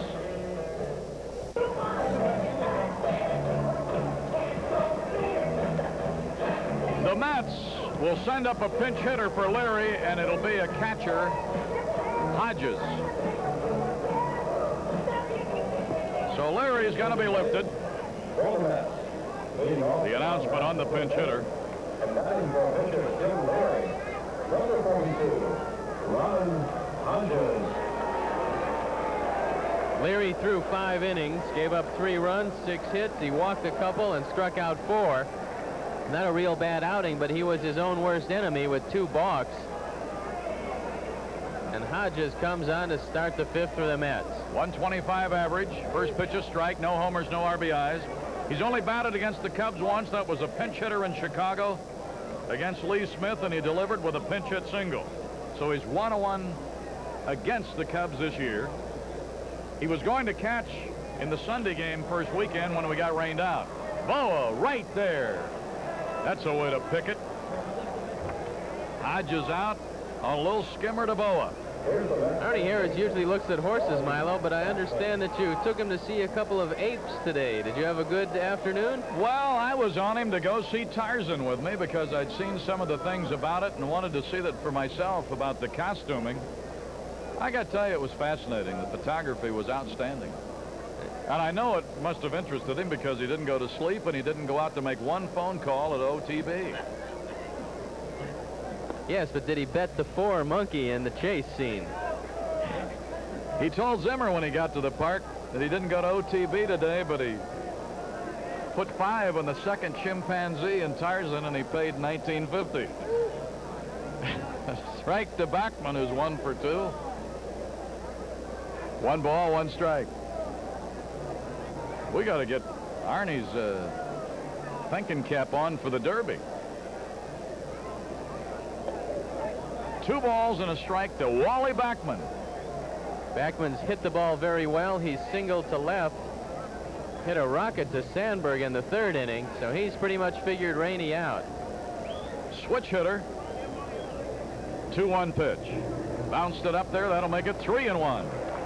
To get back to that parking situation, the parking lot at WGN, 1 block north of Addison. Fans are asked to use Tallman Street to reach the lot. Cubs WGN signs will be posted to guide you to the lot. Bus service Saturday will begin at 12:30 and 11:30 on Sunday. Room for 200 cars, so I'd like to take advantage of that, and a free bus to Wrigley Field. There's a ball and a walk after 1 out. That is the first pass issued by Rainey. Rainey's given up a lot of hits this year, but his secret has been not mixing them with bases on balls, and he really can't do that and stay successful. So you'd like to get this fellow out because the middle of that Met lineup has proven to be very effective against Cub pitching. Jose Oquendo is fly to right, and he's bounced to 3rd. Runner at first, Bachman. Shows bunt, takes a strike. Rick Rhoden and the Pirates have a 1-0 lead over the Redbirds in LaPointe at 3 Rivers. Talked to Bill Robinson before the game, and I said, what is this guy doing wrong? Bill said, well, he's grabbing a bat, Steve. Oh, that's a great confidence builder. He's had a lot of problems with the bat. And then Robinson said that he swings up, and he hits fly balls, and his style of hitter can't get away with that. You make too many outs. Big Bender, strike 2. Joe Niekro has a 1-0 lead over the Reds in the 7th inning at Riverfront. San Diego and Atlanta, they've had a 4th inning sign up here, but the game was called about an hour and a half ago. Rained out in Atlanta. And I believe the Padres have to play there tomorrow, so we'll be home and have the day off, and they'll have to travel in for the Friday game with Scott Sanderson ready to go in the Saturday opener. No balls, 2 strikes. Oh, he laid off in time. You wonder how he did it. He's been chasing that ball. And this weekend, if you want to see a fine hitter, come to Wrigley Field, because Tony Gwynn is as good a young hitter as we'll see this year. He hits everything, makes contact, has a little power, and he is off to a great start this year. All right, 1 ball, 2 strikes, throw over, but he got back. Montreal and Philly, 1-1 in the 6th. White Sox in New York are underway at 35th and Shields. 3-0 Sox. They're trying to sweep. Toronto doing it to Texas 5-1 in the 6th. Boston has Detroit shut out 5-0 in the 6th. Cleveland in 16 innings beat Baltimore 9-7. Looping liner, base hit left center. Runners at first and second, and the crowd gives a lofty cheer for Oquendo. They're giving him a standing ovation. You can see a lot of frustration taken off. He shows the fans he has a little bit of a sense of humor. Rainey gets a breaking ball up on the inner half. When he does that, he gets hurt. And Jim Fry is going out to have a word with Chuck Rainey. He's very concerned about the fact that Rainey has given up 8 hits thus far in just 4 in a 3rd innings. And I know that Fry is very much tempted to look out into that bullpen and make a decision. Well, 2 nights in a row, Ruthven and Rainey have not been aggressive enough against the likes of Mike Fitzgerald, in this case against Oquendo. You let up on those little guys, and the law of averages will sneak up on you. So they now have a threat going for the 2nd inning in a row.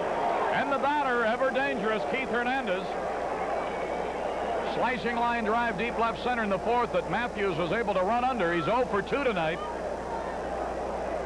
Had a couple of hits last night, including a 2-run homer into the right field bullpen.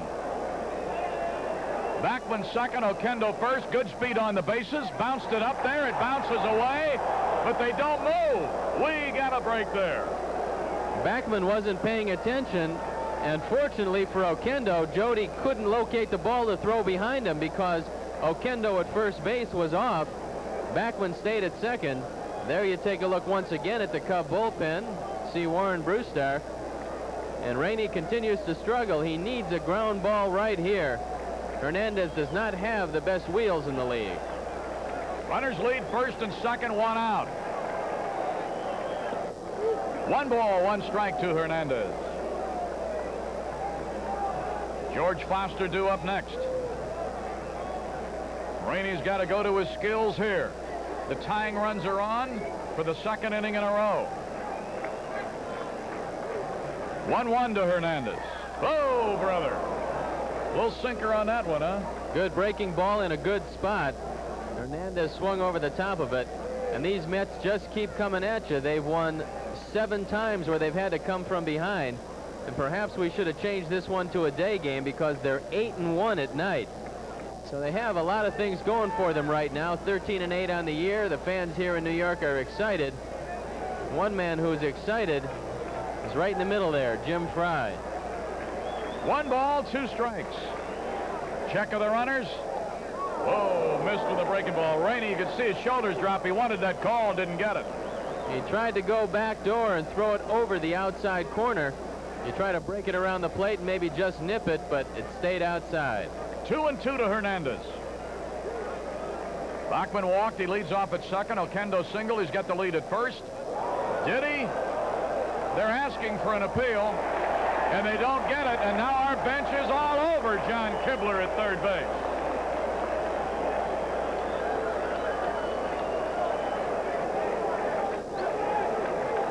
Oh, that would have been a big one if you could have gotten it. Well, Kibler's taking some heat, but I thought that it was a pretty good call. I didn't think that Keith swung at the ball.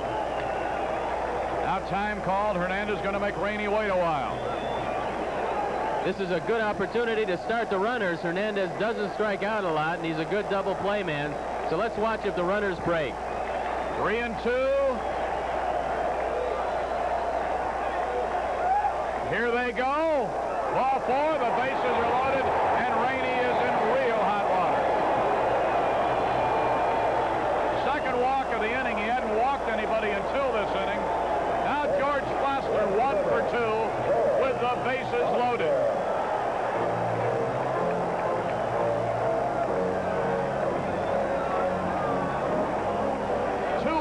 With a single in between. Foster is 2 for 6 in this series. After he singled in the 4th inning, he later scored on a Brooks double. Second inning in a row that they've had the tying runs in scoring position. Bases loaded for Big George. Fouled here to the right, and boy, he was up there ready to take his rip. Rainey fooled him on that pitch. He had seen a lot of curveballs, and Rainey came at him with the fastball. George got around a little bit late. Rainey jumps on top of him. Watch for Chuck, who was victimized by a fastball that George drove through the left side last time to go with the breaking ball. No balls and a strike. Ball gets by Jody. A run will come home. It's a one-run game.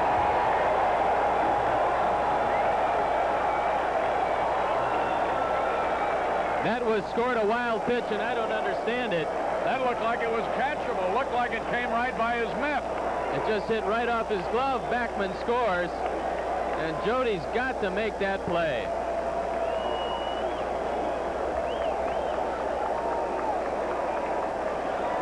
Now, a base hit puts them in front. That's what that play does for you. 1-1 to Foster. Oquendo at third. Hernandez at second. First base empty. And you got a dangerous young left-hand power hitter, Strawberry, on deck. 1 ball, 1 strike. In there. Took something off. Got the call that time, and it's 1-2. He'd like to get Foster right here, because then you put Strawberry on first base and forget about him and try to work on Wilson. So you need a pop-up or a strikeout. And then you've got first base open, and you can pass Strawberry. All right, let's see what he does with Foster. Bouncer third. Shea is going to come home. It'll be out at the plate. Looked like Jody and Oquendo had a little disagreement. Strawberry getting into it. They're going to clear the benches here. Bruce Fleming trying to be the peacemaker. Got to give Shea credit. He never doubted a moment that where he was coming, and he gave it right to Jody where he could catch it and put it right on the would-be scorer. I think Jody took out a little of his frustration on that pitch before on Jose Oquendo. Ronnie makes a very good throw here. Now watch what Jody does after the tag. Gives him a little bit of the knee. And Oquendo, who's about 5'6", comes up and has a couple words for Jody. I think it's just frustration on the part of Jody Davis. I think you're right.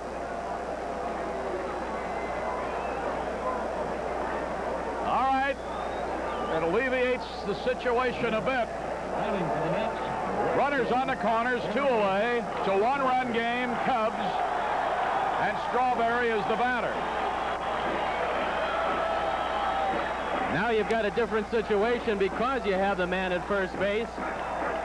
You can't intentionally pass Strawberry, but I don't think I'd give him anything good to hit. You can go to that unintentional, intentional pass, or make him try to swing at a bad ball, because this guy has been really difficult to get out. Well, he's 5 for 5 against us here in 2 nights. Other than that. And he's hit him all over, Milo. He hasn't been particular what part of the park he uses. He's been going to the off-field a lot more. 1 ball, no strikes to Strawberry. Singled in the second, singled again in the fourth. In the second, after he got to second base after Wilson's infield hit, Rainey and Sandberg got together on the perfect time pickoff play and picked him off. Bounces away from Jody. Jody is having a tough inning. 2 balls, no strikes. 2 away, a run in. Tying run 90 feet away. Hernandez represents it. Foster's over at first. Mets batting in the 5th. Cubs had a 3-0 lead at one time. In there with the breaking ball, 2-1. The pitcher's in a tough position here because he might like to pitch around Strawberry, but if Rainey does that, he's looking at that dugout and thinking that Fry's going to come get me, so he's got to make perfect pitches. 2-1 to Strawberry. Swing and a bounced foul. It hit him and then rolled down the first base side. The score has changed at Pittsburgh, by the way. Cardinals get a pair and go in front of the Pirates 2-1 in the 7th inning. And the Phillies have broken a tie. They lead Montreal 2-1 in the 7th.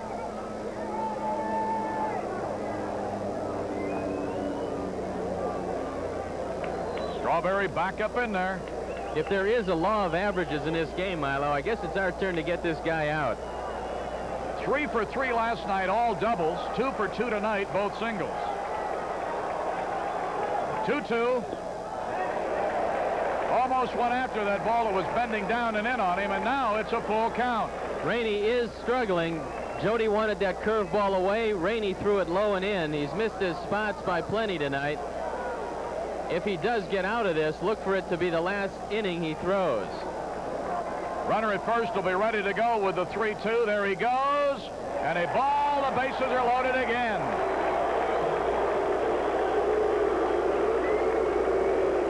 Third walk in the inning. Jim Fry. His pitching coach, Billy Connors, to his right. Here's the Mets center fielder, Mookie Wilson. Mookie Wilson will bat left-handed. He's 1 for 2. He had an infield hit in the second inning. Jody Davis and Rainey talking it over here. The last 2 innings, Rainey has constantly been in hot water. Sometimes you have a tendency to manage with your heart instead of your head. Chuck Rainey is not able to get a win right now. He needs one more out. And Jim Fry would love to see him get that out, but he's got a pitcher who has really been struggling and a tough left-handed hitter at bat, and the temptation must be great for Fry. Strike 1 to Mookie Wilson. Chuck Rainey. In the 4th inning, they had 3 hits and scored a run. It took a great play by Rainey himself to throw out Fitzgerald to keep them to the 1 run. Then he got right back in trouble in this inning. They've tightened it up to a 1-run game. Steve Reich, good location. And he's out in front of him 0-2. A man behind him on every base. Hernandez third, Foster second, Strawberry first. Lifts a high fly ball that's playable toward left center. Denier will take charge. Denier will squeeze it. And we're out of another tough inning. But keep flirting with trouble. 1 run, only 1 hit. There were 3 walks. A wild pitch got the run home. No errors, 3 left. They have now stranded 7 over 5 innings. At the end of 5, Cubs lead 3-2. And batting 9. Number 36. The new right-hander for New York is Ed Lynch. There you take a look at the stats. Lynch is 2-0, 240 earned run average, making his 8th appearance. They've all been in relief. He doesn't have any saves. He's been thrown mostly in the middle. 15 innings, 15 hits, 9 walks, and 6 strikeouts. And Lynch last year was loose primarily as a starter. He was 10-10, 30 appearances. He started 27 games, so this is a big adjustment for him, throwing entirely out of the bullpen, but he's been very successful thus far. This is his 3rd full year in the big leagues. He's got that good size, 6'5", 205. Pitching right near home from Brooklyn. When the Mets go to 5 starters, Ed Lynch would like to be one of them, but there's been a lot of talk about Sid Fernandez coming up from the minor leagues. They need a left-hander desperately. He won again a couple nights ago. And if Fernandez had started off very well in Tidewater. Here is the Penguin. 1 ball, no strikes.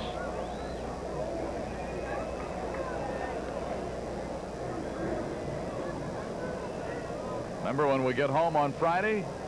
1 o'clock for the leadoff man on Channel 9, and then as we go along to other games, if it's out along our network, be sure to check your listings. A ball and a strike to Shea. He's hitless in 1 trip. He walked the last time up. A ball and a strike. Hall on deck. Now Lynch made him wait too long, and Shea steps out.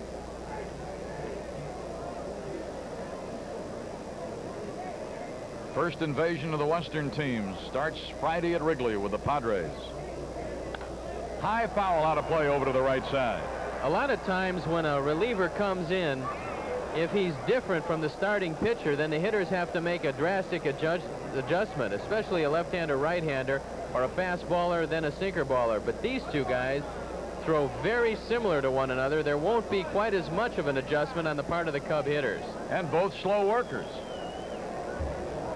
1-2. Got a breaking ball over the outside corner, and Shea is gone. So Lynch opens up with a strikeout. That's the 5th strikeout of a Cub in this game. Let's see where this one is. Shea very frustrated by this one. That's well off the outside corner. Bruce rang him up, and there you look at the look of anguish on the face of Ron Shea. Mel Hall has struck out, and he's reached on a fielder's choice. 0 for 2 tonight after going 2 for 3 last night. High fly ball down the left side, slicing. Foster with a long run. May have room, and does. With as much spin and a low slice, but when it got that high, it stopped moving over toward the fans, and Foster made a play. And that tremendous crowd reaction that you hear is for Jody Davis because of the altercation with Jose Oquendo at home plate. Davis had a base hit in the 2nd, struck out swinging in the 3rd. Base hit. Oh, he went up there and wore out the end of the bat with that baby, and he really, that's as authoritatively as Jody has swung the bat in a couple of days. Well, they finally got a ball on the inner half of the plate. The Mets have been staying away the both times that we have had a series with them. But Jody welcomes that ball on the inner half.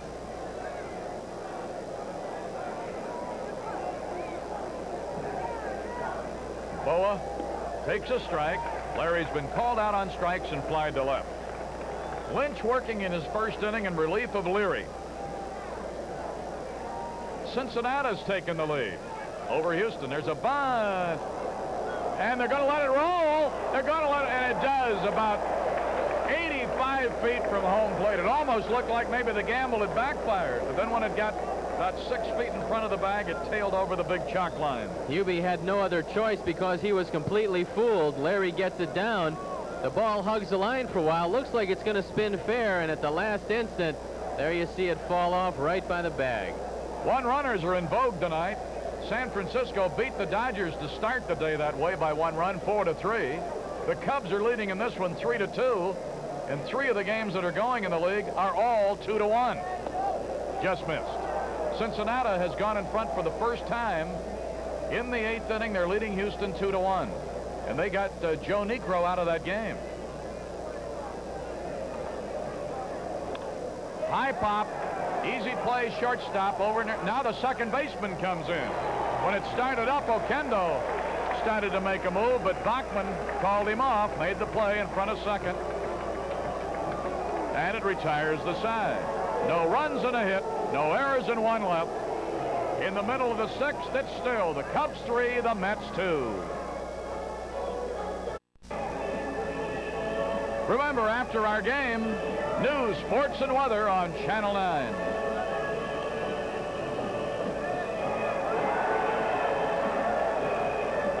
As we go to the bottom of the 6th, Warren Brewster has come on. Jim Fry figures he's got about just as much as he could have gotten out of Chuck Rainey tonight, and he decided to go to Warren Brewster. This is Warren's 3rd appearance of the year. He's pitched 4 innings, as you can see. He hasn't given up anything. Only 2 hits, 2 walks, 2 strikeouts. So Brewster comes on to try to protect a precarious 1-run lead. He'll be looking at Brooks, Fitzgerald, and possibly a pinch hitter because they've got their bullpen working again.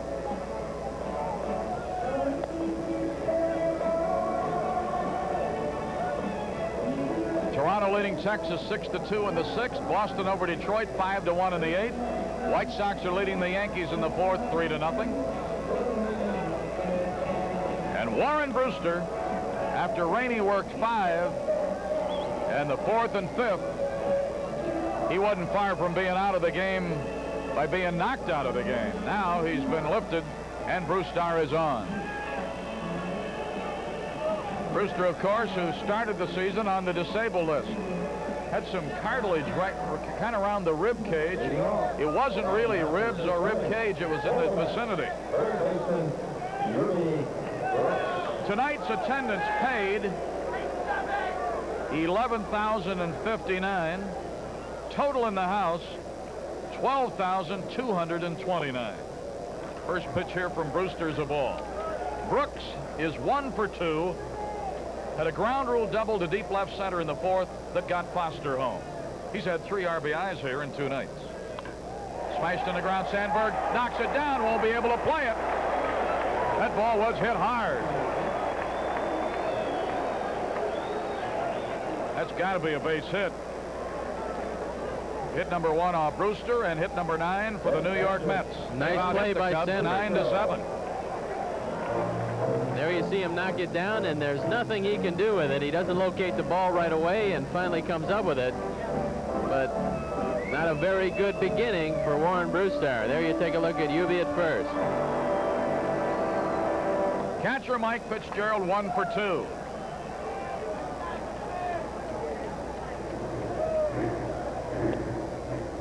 Right away to bunt, but took it. 1 ball, no strikes. We're liable to see, if they get the man to first base, to second base, we're liable to see Danny Heap. I don't think they would waste Rusty Staub in this situation.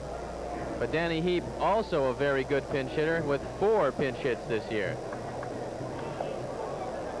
He's come over here from Houston and been a good pinch hitter for them, and once in a while you put him in the lineup for a few days and he'll get a little on a hitting jag. 1 ball, no strikes.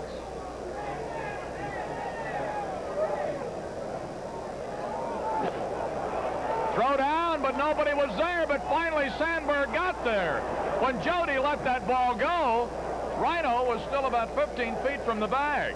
Well, this is a hit and run. This is not a straight steal, and Jody makes a very good throw to second base. Hubie doesn't have the best legs in the world, but Sandberg gets there in time, puts the throw down, and that gets us out of another jam early here in the 6th inning. Watch it again. Sandberg makes a good move because he's got to protect in case Fitzgerald does hit the ball.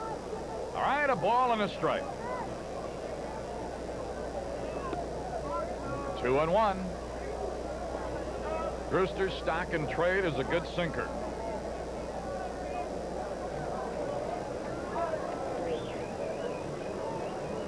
Two balls, 1 strike. Threw a diving Shea, and Fitzgerald is 2 for 3. Ron actually dives over this ball. The ball goes between his glove and his elbow. Watch it again. This is a ball that he could have had. There you see him diving over it. And the first 2 Met hitters have base hits to greet Warren Brewster. That's going to put a call into the bullpen. Lynch will bat for himself now. With a runner at first and 1 away, Backman is due up next, and now Lynch wants to have a chat with his third base coach, Bobby Valentine.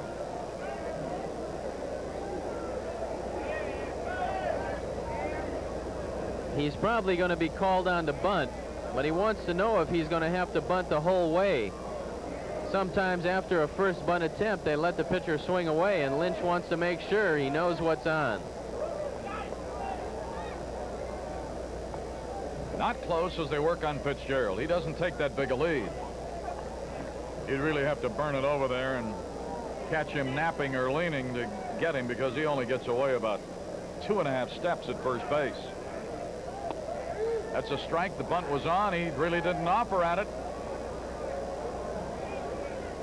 So it's no balls, 1 strike. Cubs are leading with 3 runs and 7 hits. The Mets are trailing with 2 runs and 10 hits. They've gotten 2 straight hits off Brewster. Another strike.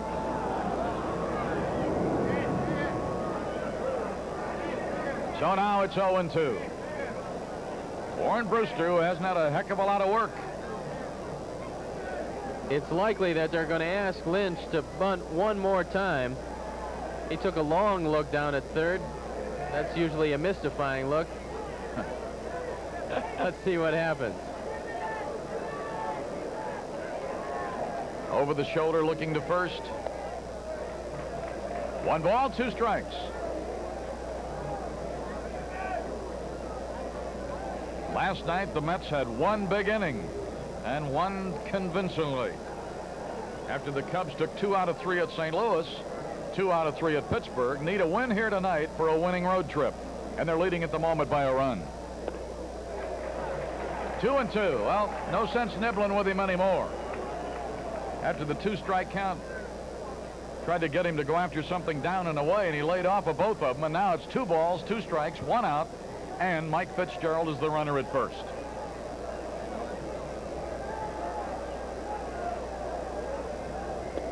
That's more like it. 2 away. First strikeout for the Brew. This shows you why some pitchers do bunt on strike 3. Same result. Now there's 2 outs, but a tough hitter in Wally Backman up.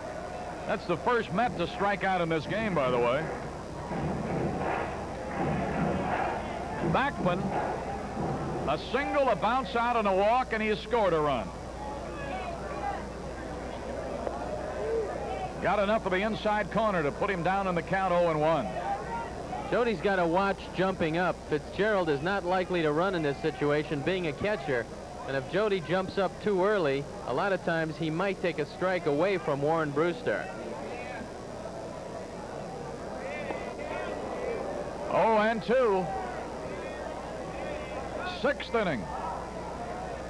Shea Stadium in New York against the Mets, who started this game in first all alone in the National League East. Well, you can tell a difference in the first month of what this club has done just if you pay attention to their crowd. Good scoop of that one by Jody. 1-2. They're ready to cheer for everything. The attendance tonight, a little over 12 in the house, 11,059 paid.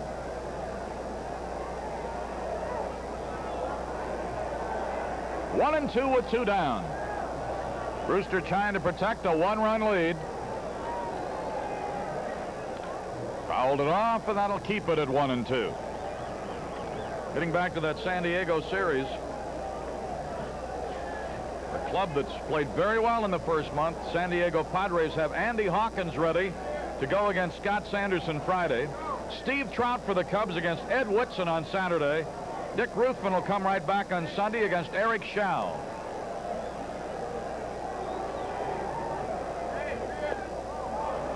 They're asking, and Fromming says yes. And that'll be a strikeout. 2 in a row for Brewster. Backman doesn't like the call. And that will end the inning. No runs, 2 hits, no errors, and 1 man left. We have played through 6. Still mighty close here. Cubs looking for insurance. They lead New York. Harry Caray and Steve Stone as we go on the top of the 7th. Cubs are leading 3-2. They were ahead 3-0, then 3-1, now 3-2. And nothing would be more beautiful to see than about 4 more runs on that scoreboard. These Mets keep coming at you. Brewster doesn't know he's supposed to lead off, so there's nobody up at the bat, but Warren Brewster is due to lead off. There was no lineup shuffling, and now Warren grabs a bat, a helmet, and he's going to step up there and get ready to go, take his cuts at Ed Lynch. Lynch came on to relieve the starter, Tim Leary, last inning. This is Brewster's first time at bat this year.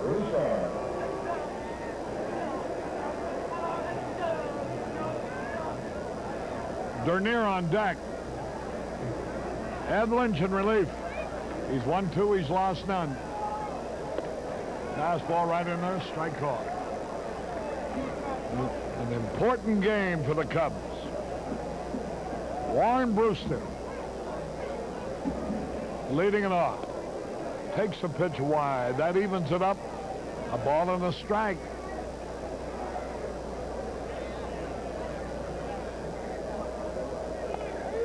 Strike call. He shortened it up as if he were going to bunt. Cardinals now lead the Pirates 3-1 in the 8th. That's LaPointe against Roden. Here's the pitch. A little tap. The shortstop coming in, fields it, throws. Oquendo throws out Brewster. 1 away. Here's Dernier. He's 2 out of 3. Dernier takes his time to give Brewster an opportunity to get in the dugout and get a breather. And Harry, just for you, they did put up the White Sox-Yankees score today. It's posted boldly at the top of the scoreboard. I understand they normally do, but something was wrong with that particular segment of the board last night. Here's a curve in there, a strike call. We're in the Big Apple. 1 strike and nothing. Dernier takes it high and away. Ryan Sandberg on deck.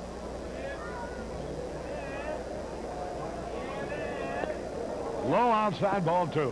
Was the Apple kind to you these past few days? Well, this is always a great city to come to for a few days, and it's always nice to be able to leave it after a few days. There's a pitch popped up.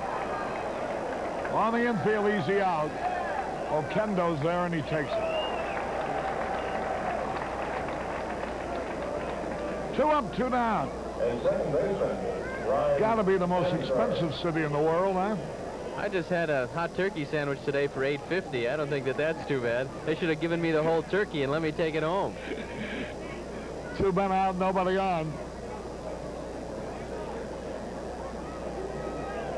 Here's a strike call. Sandberg with a double and a single.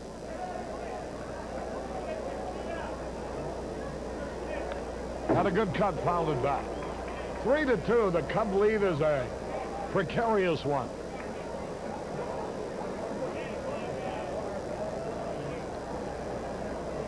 Two men out here in the 7th. Lynch has stopped the Cubs call the pet. Curveball high and outside. With the off day tomorrow, as you take a look at Lee Smith, I was just going to mention, I don't think it'll be long before you see Lee in the game if Brewster gets in any trouble. There's a high fly ball, easy out. Strawberry in right field. The Cubs go down and order. 1, 2, 3, nothing across. Got a hold, and we go into the bottom of the 7th. Cubs 3, Mets 2.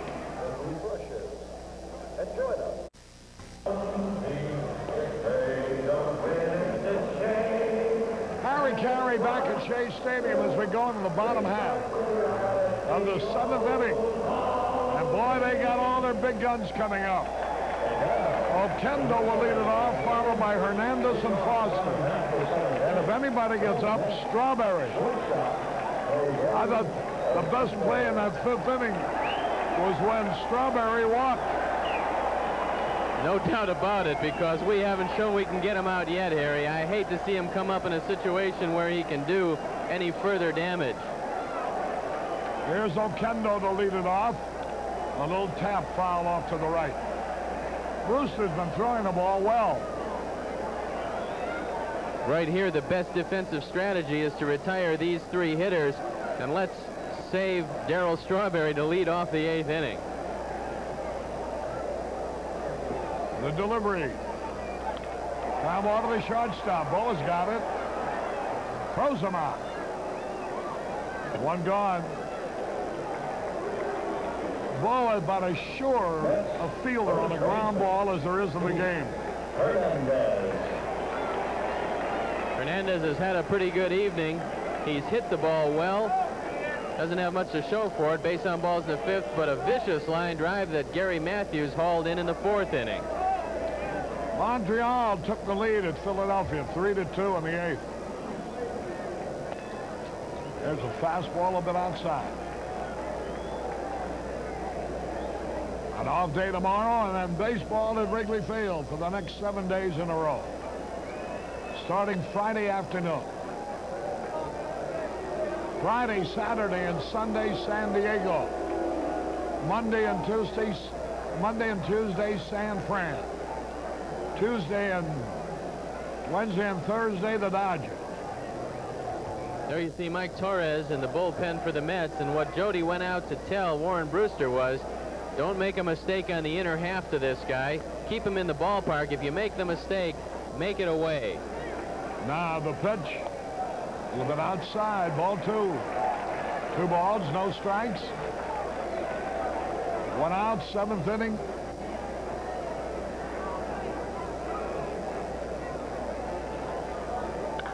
Ground ball right. Oh, nice play by Durham. A beautiful play. He was guarding the line. The ball was hit like a shot to his right. Quite a play. Hernandez hits the ball hard one more time, and Leon Durham shows you some fancy glove work as he goes to his right, calls off Brewster, and that's 2 outs in our effort to make Strawberry lead off the 8th. 2 men are gone. Here's Foster. Hitting to a fielder's choice play at the plate in the 5th. That precipitated a little bit of a rhubarb. Foster swings and he misses. Just don't throw the ball where this guy is swinging.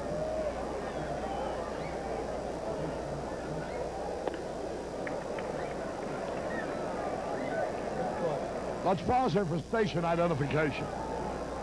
This is WGN Television, Chicago, America's #1 sports station. There's a high drive by Foster, way back. It might be out of here. Near the wall.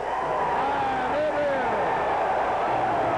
a home run to tie it up with 2 outs. Just made it.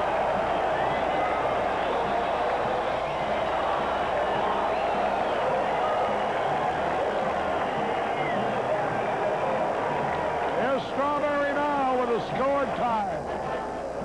Home run number 4 for George Foster, RBI number 18.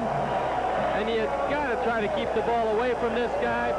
Brewster throws a hanging slider right up in his face. 2 leaping efforts by Dernier and Matthews. You can't bring the ball back. There you see the face of Brewster.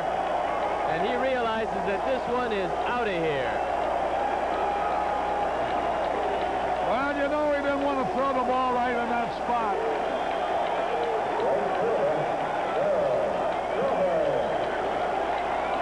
He had just made him look bad on a pitch away. Strawberry takes it low. Strawberry has hit 5 homers this year. For Foster, his 4th. Brand new ball game.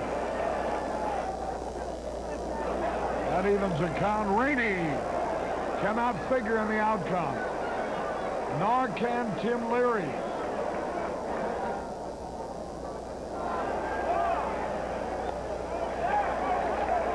Two balls and a strike.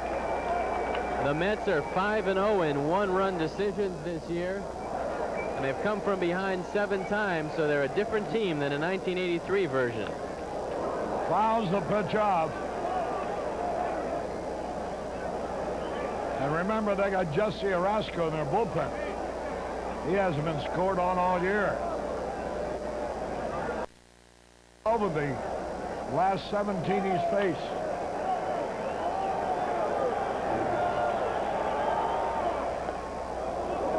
Slider inside, ball 3.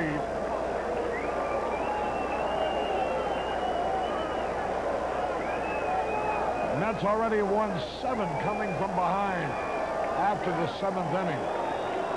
3-2 pitch. Fouled it off. Boy, Strawberry's going for it.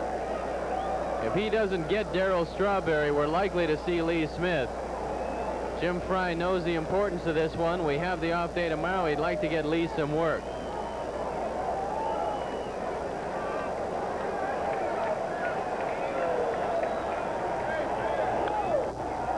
Hits it off his foot, foul.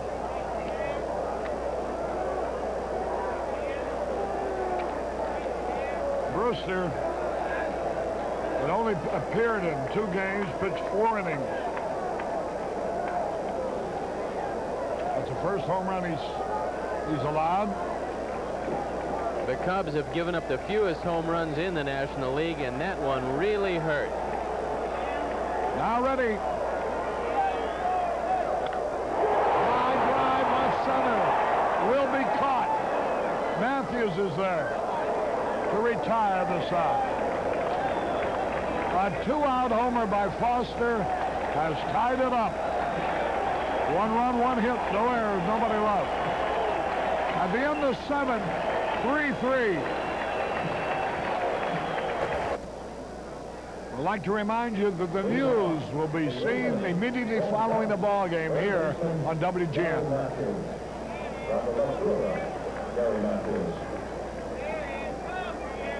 Gary Matthews leading it off hitless so far today. Ed Lynch on the hill. 3-3 tie. Boy, he had a good rip at that one, but he fouled it back. Lynch has come in and done a very fine job in relief of Tim Leary. He's pitched 2 innings, only given up 1 base hit.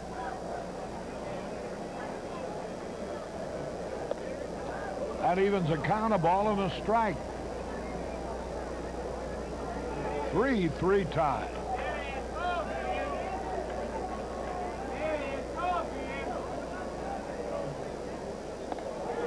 Curveball in there for a strike call. Lynch is not overpowering, but he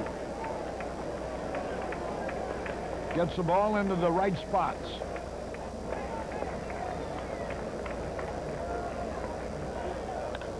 Popped it up on the infield. Second baseman is there. And Backman makes the catch. So Matthews is 0 for 3 tonight. First baseman, Leon Durham. Here's Durham. Drove in a run in the third. 1 out of 3.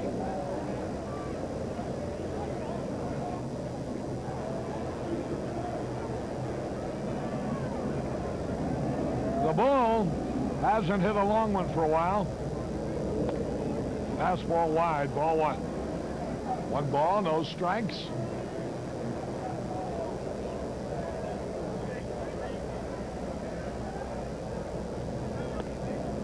Wide again, ball 2. Ron Shea on deck.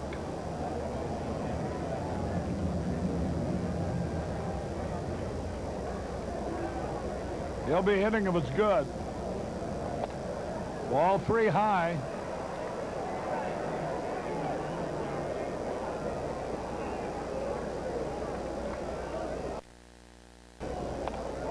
Swung at 3-0 and he missed.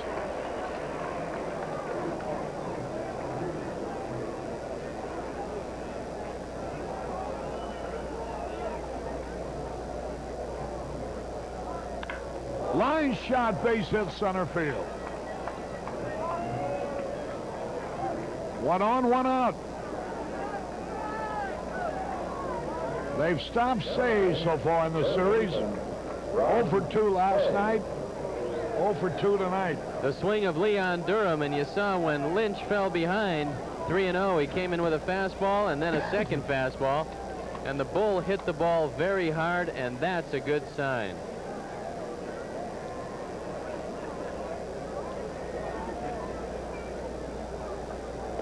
Curve low and outside.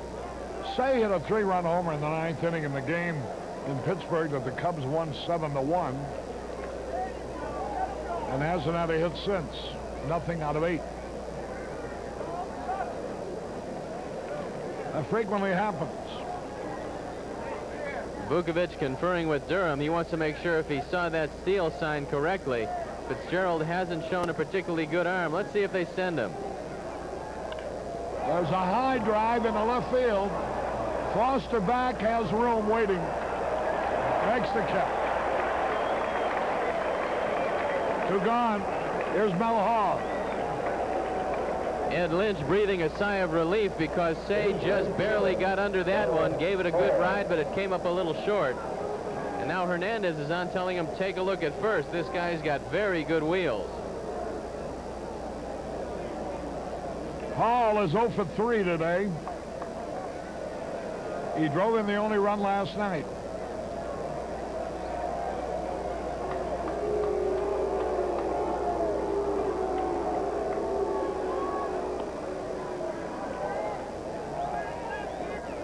They've been pitching Hall away, making the hit to the opposite field. Again, he's wide. 2 balls, no strikes. Lynch came into the ballgame in the 6th. Has allowed only 2 hits. Hasn't walked anybody. as fan 1. There's plenty of room for Mel Hall to hit the ball into left center field. George Foster is playing him off the line, but Wilson is playing him over just a little bit, shading him into right center, so he has some room if he hits the ball up the gap. Ooh, he had a pitch to hit that time. Fouled it off. 2 balls and a strike.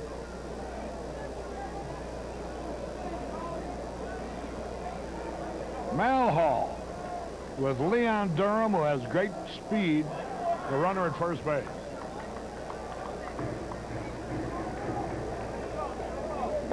Whoa, he took something off in the breaking ball. They made him look bad on that pitch.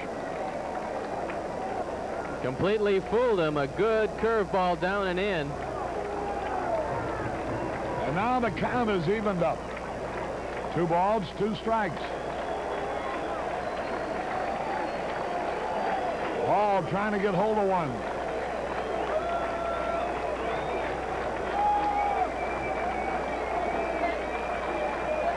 Time is called.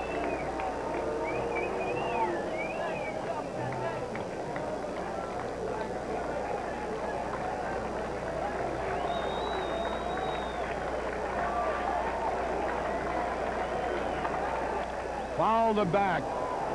Got around a little late on the fastball.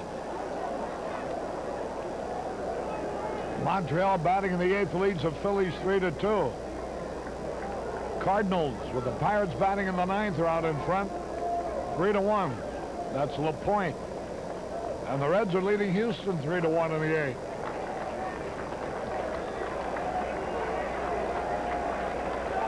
Big pitch. There goes the runner, swung on. A long drive in the center field will be caught. Ball flies to Mookie Wilson. No runs, 1 hit. No errors, 1 left. We go to the bottom of the 8th, tied up 3-3.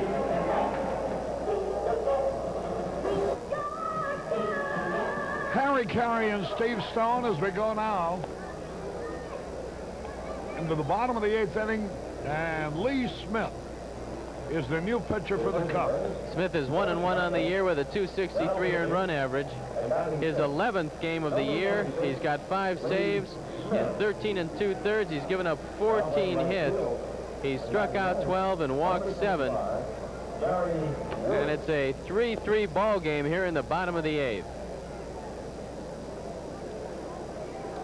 Smith will bat in Hall's place in the batting order, which means that Gary Woods will be hitting the pitcher spot, meaning that he'll be the 3rd man up in the 9th inning. So we have Woods playing right field in place of Hall, but actually replacing Warren Brewster in the batting order.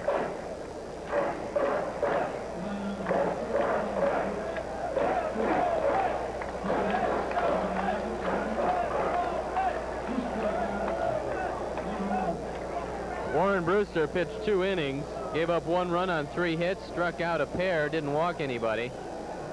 And he turns it over to Smith. Mookie Wilson will lead it off, followed by Hubie Brooks, and then the catcher Mike Fitzgerald. Mookie Wilson.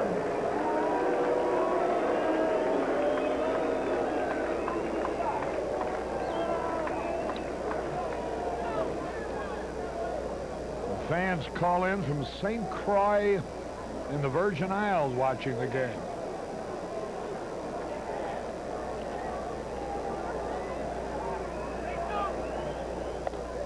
Fastball high. Mookie Wilson's 1 out of 3 today. 1 out of 4 last night. Anybody's ball game, tied up 3-3. Sliced it foul. Lee Smith. No margin for error. We're in the late innings, tied up. Smith has won 1, lost 1, and saved 5.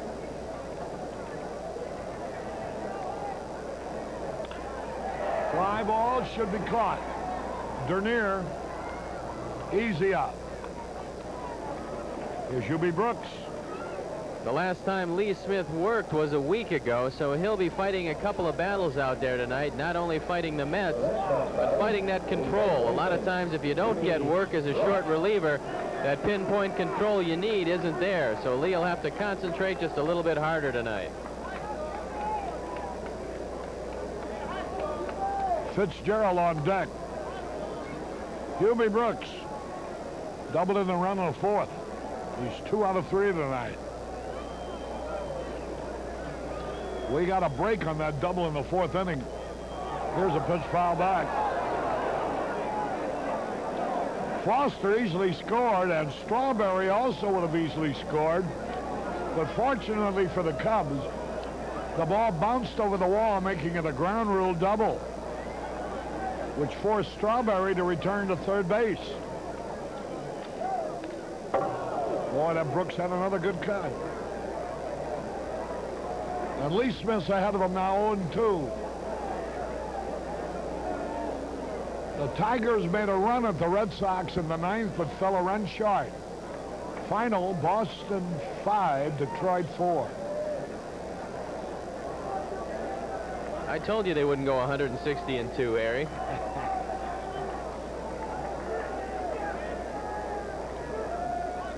He came from the side. He foul tipped it. That one got a piece of Bruce Fremming. Jody Davis is taking a look at it. It caught Bruce right off the top of the left shoe. Well, that's not right to relish in the injury to the umpire, especially on his 25th wedding anniversary. Well, he gets a present here, a toe burger. The Detroit Tigers are in a slump. They just lost their 3rd game of the season. Their record is 19-3.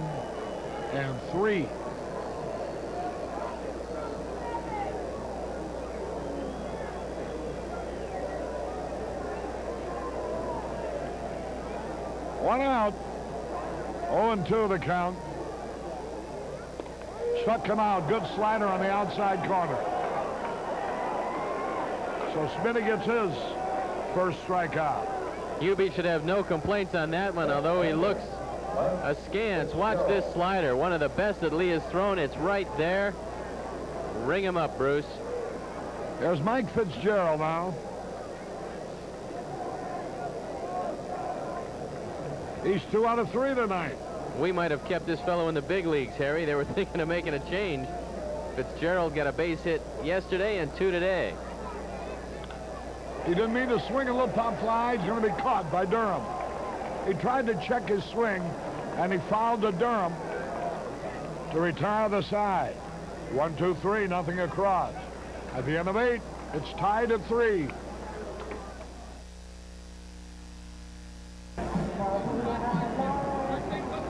Harry Caray back at Shea Stadium. We go into the top of the 9th inning. Chicago Cubs.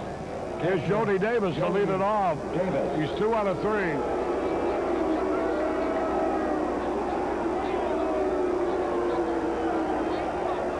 Ed Lynch on the hill.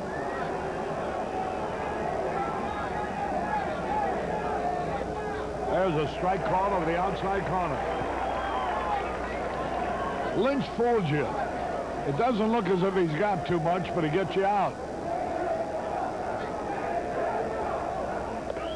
There's a fastball high. Evens a count of the ball and a strike. Gary Woods will follow Boa. Boa due to be next. High pop foul.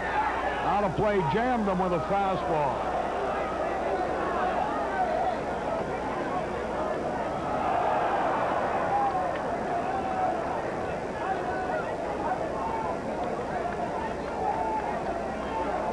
One and 2 the count.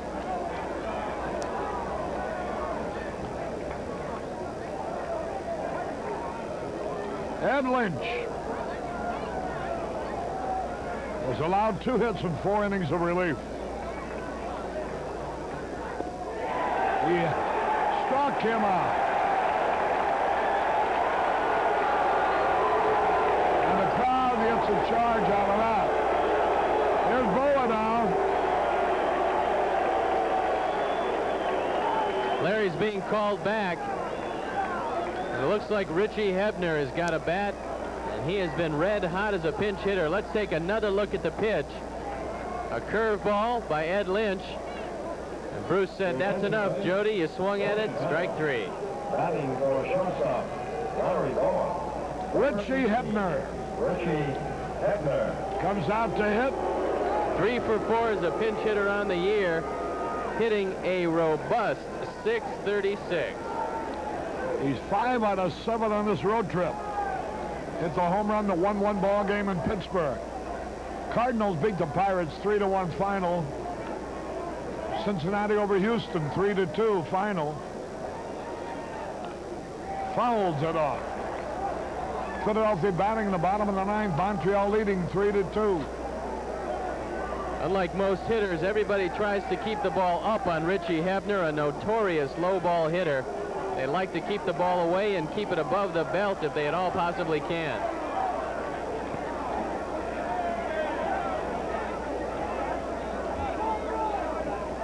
Fastball a bit low, and that evens the count of the ball and the strike.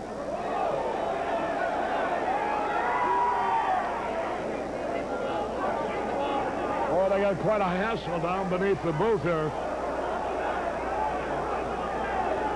There's a strike call over the outside corner to me. Nobody's watching the ball game. They're watching the little fisticuffs between the gendarmes and a couple of the customers. 1-2 is the pitch. Popped it up. That'll be easy on the infield. Who's going to get it? Whoa, they almost collide, but Hubie Brooks grabs the ball. 2 gone. Brooks, a little taller, is able to make this play. Almost a collision in the infield. And fortunately, Brooks takes control. You see Ed Lynch pointing straight up, but he's looking at Backman. Brooks comes over, hauls it in. That could have been a nasty situation for the Mets. Here's Gary Woods now.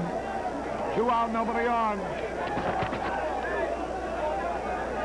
Woods hitting .381. He's hit 1 homer this year. Got a good rep. Well, Lynch doesn't seem to be throwing hard, but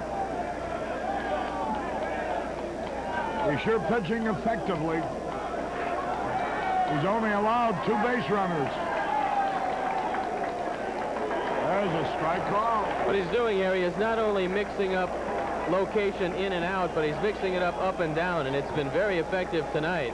He threw some very good pitches to Richie Hebner. Oh, and then he struck him out. Gary Woods goes down swinging. 1, 2, 3, nothing across. We go to the bottom of the 9th, tied up 3-3.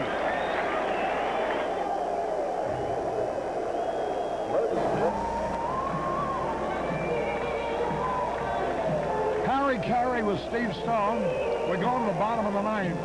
Tom Verizor is now playing shortstop, replacing Larry Boa, who went out for a pinch hitter. And Danny Heap is going to be the pinch hitter. He's had 4 hits in his last 5 times up as a pinch hitter. Do you know what the Mets pitching has done to the Cubs? In 17 innings, 9 last night and 8 today, they have struck out 19 Cubs. They've been tough. We haven't been able to do too much. They're not walking a whole lot of people here tonight, and that's really helped him. And Danny Heap, along with Rusty Staub, give the Mets the most formidable 1-2 pinch hitting combo in the league. Heap 4 for 7 as a pinch hitter. Fastball at the knees, strike call. 1 strike to nothing.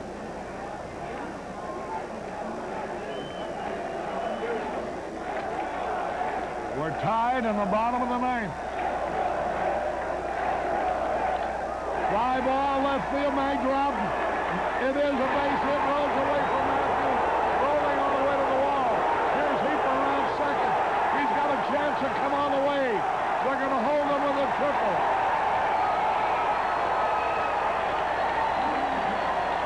Gary Matthews misplayed the ball, couldn't get to it. A triple for Heap.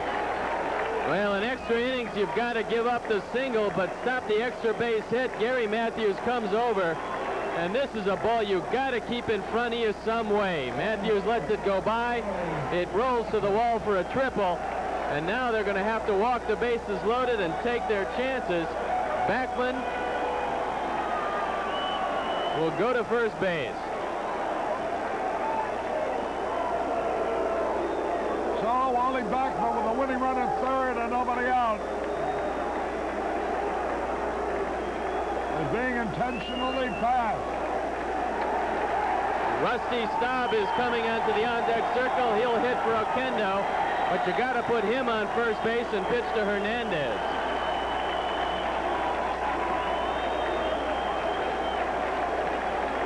Manager Dave Johnson put up Staub so that he could protect against pitching to Oquendo and walking Hernandez. He wants to see Hernandez come to bat with the bases loaded.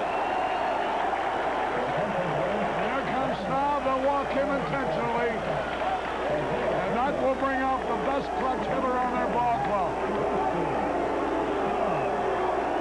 Rusty Staub will be intentionally passed.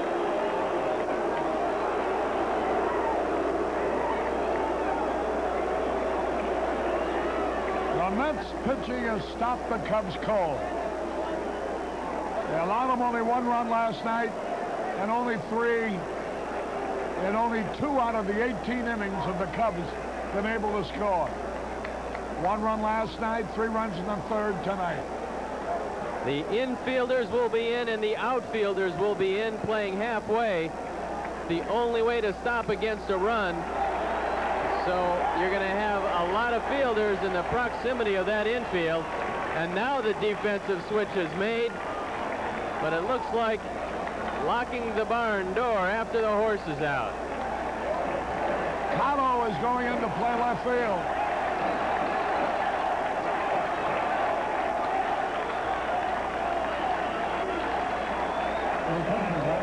Running for Rusty Staub, number 19, Ron Gartenhire. Gartenhire is running for Staub. The winning run is at third. There's Hernandez, the infield in, the outfield in.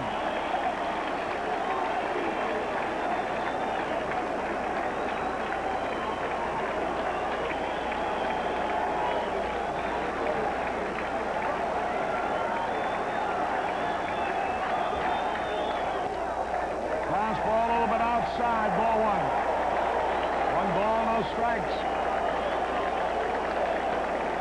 Hernandez has had 2 game-winning hits for the Mets.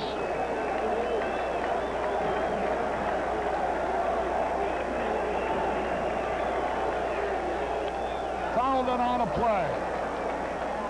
You know what Lee Smith is thinking. If he can only get a strikeout here or a double play via the plate. Hernandez, a great clutch hitter.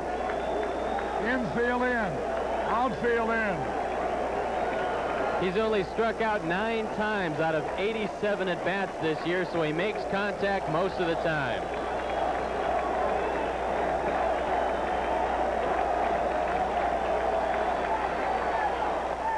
Ball 2 is outside. 2 balls and a strike.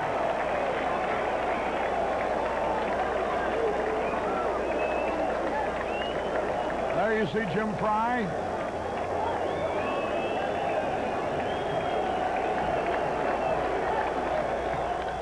Fouled it out of play. 2-2. He's got a shot at that strikeout. With Foster coming up next.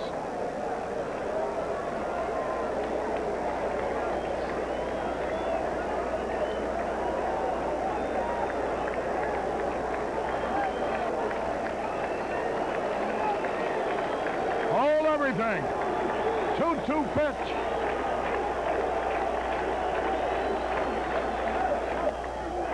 Held up ball 3.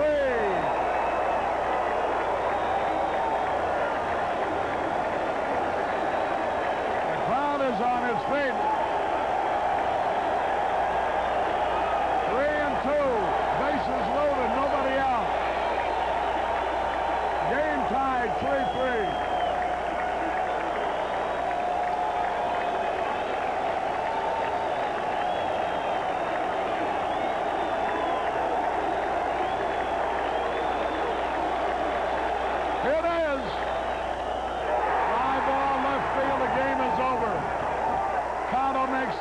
Matthews a winning run. And the Mets have swept the series from the Cubs. 4-3. Smith is the hard luck loser. A sacrifice fly for Hernandez.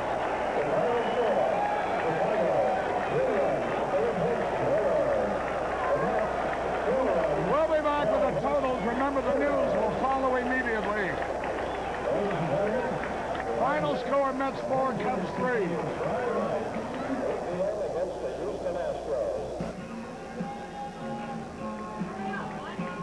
Well, it was a tough fight, Ma, but we lost. The Cubs were hoping to come home with a 5-3 road trip.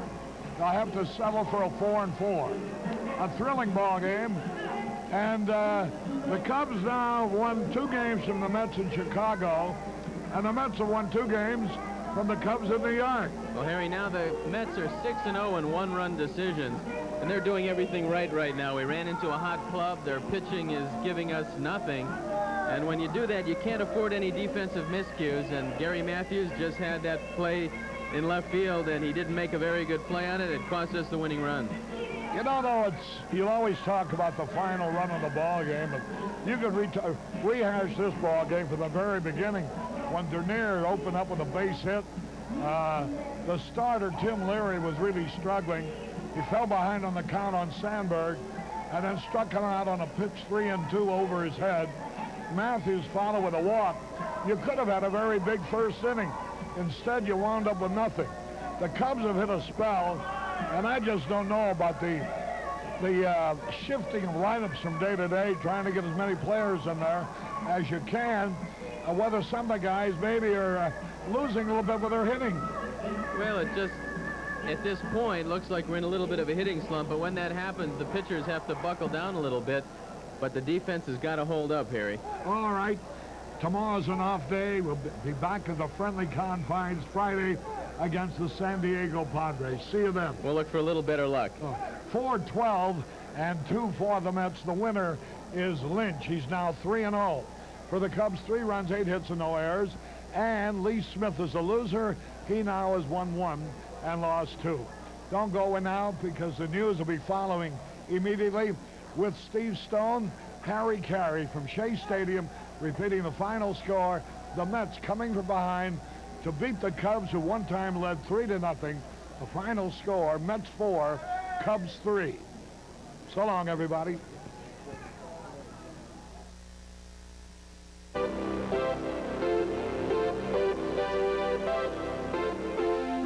Our participating advertisers in Cubs baseball were Bud Light. The best has a taste all its own, satisfying but never filling. Zenith and your Zenith dealers. At Zenith, the quality goes in before the next. United Airlines. You're not just flying, you're flying the friendly skies. Canon, the official 35mm camera of the 1984 Olympics. Union 76 and your neighborhood Union 76 dealers, who invite you to go with the spirit of 76. Toyota's exciting cars and trucks for 1984. Toyota invites you to see them at your local dealer. And by True Value. The more you've got to do, the more you need True Value hardware stores. We've got what it takes.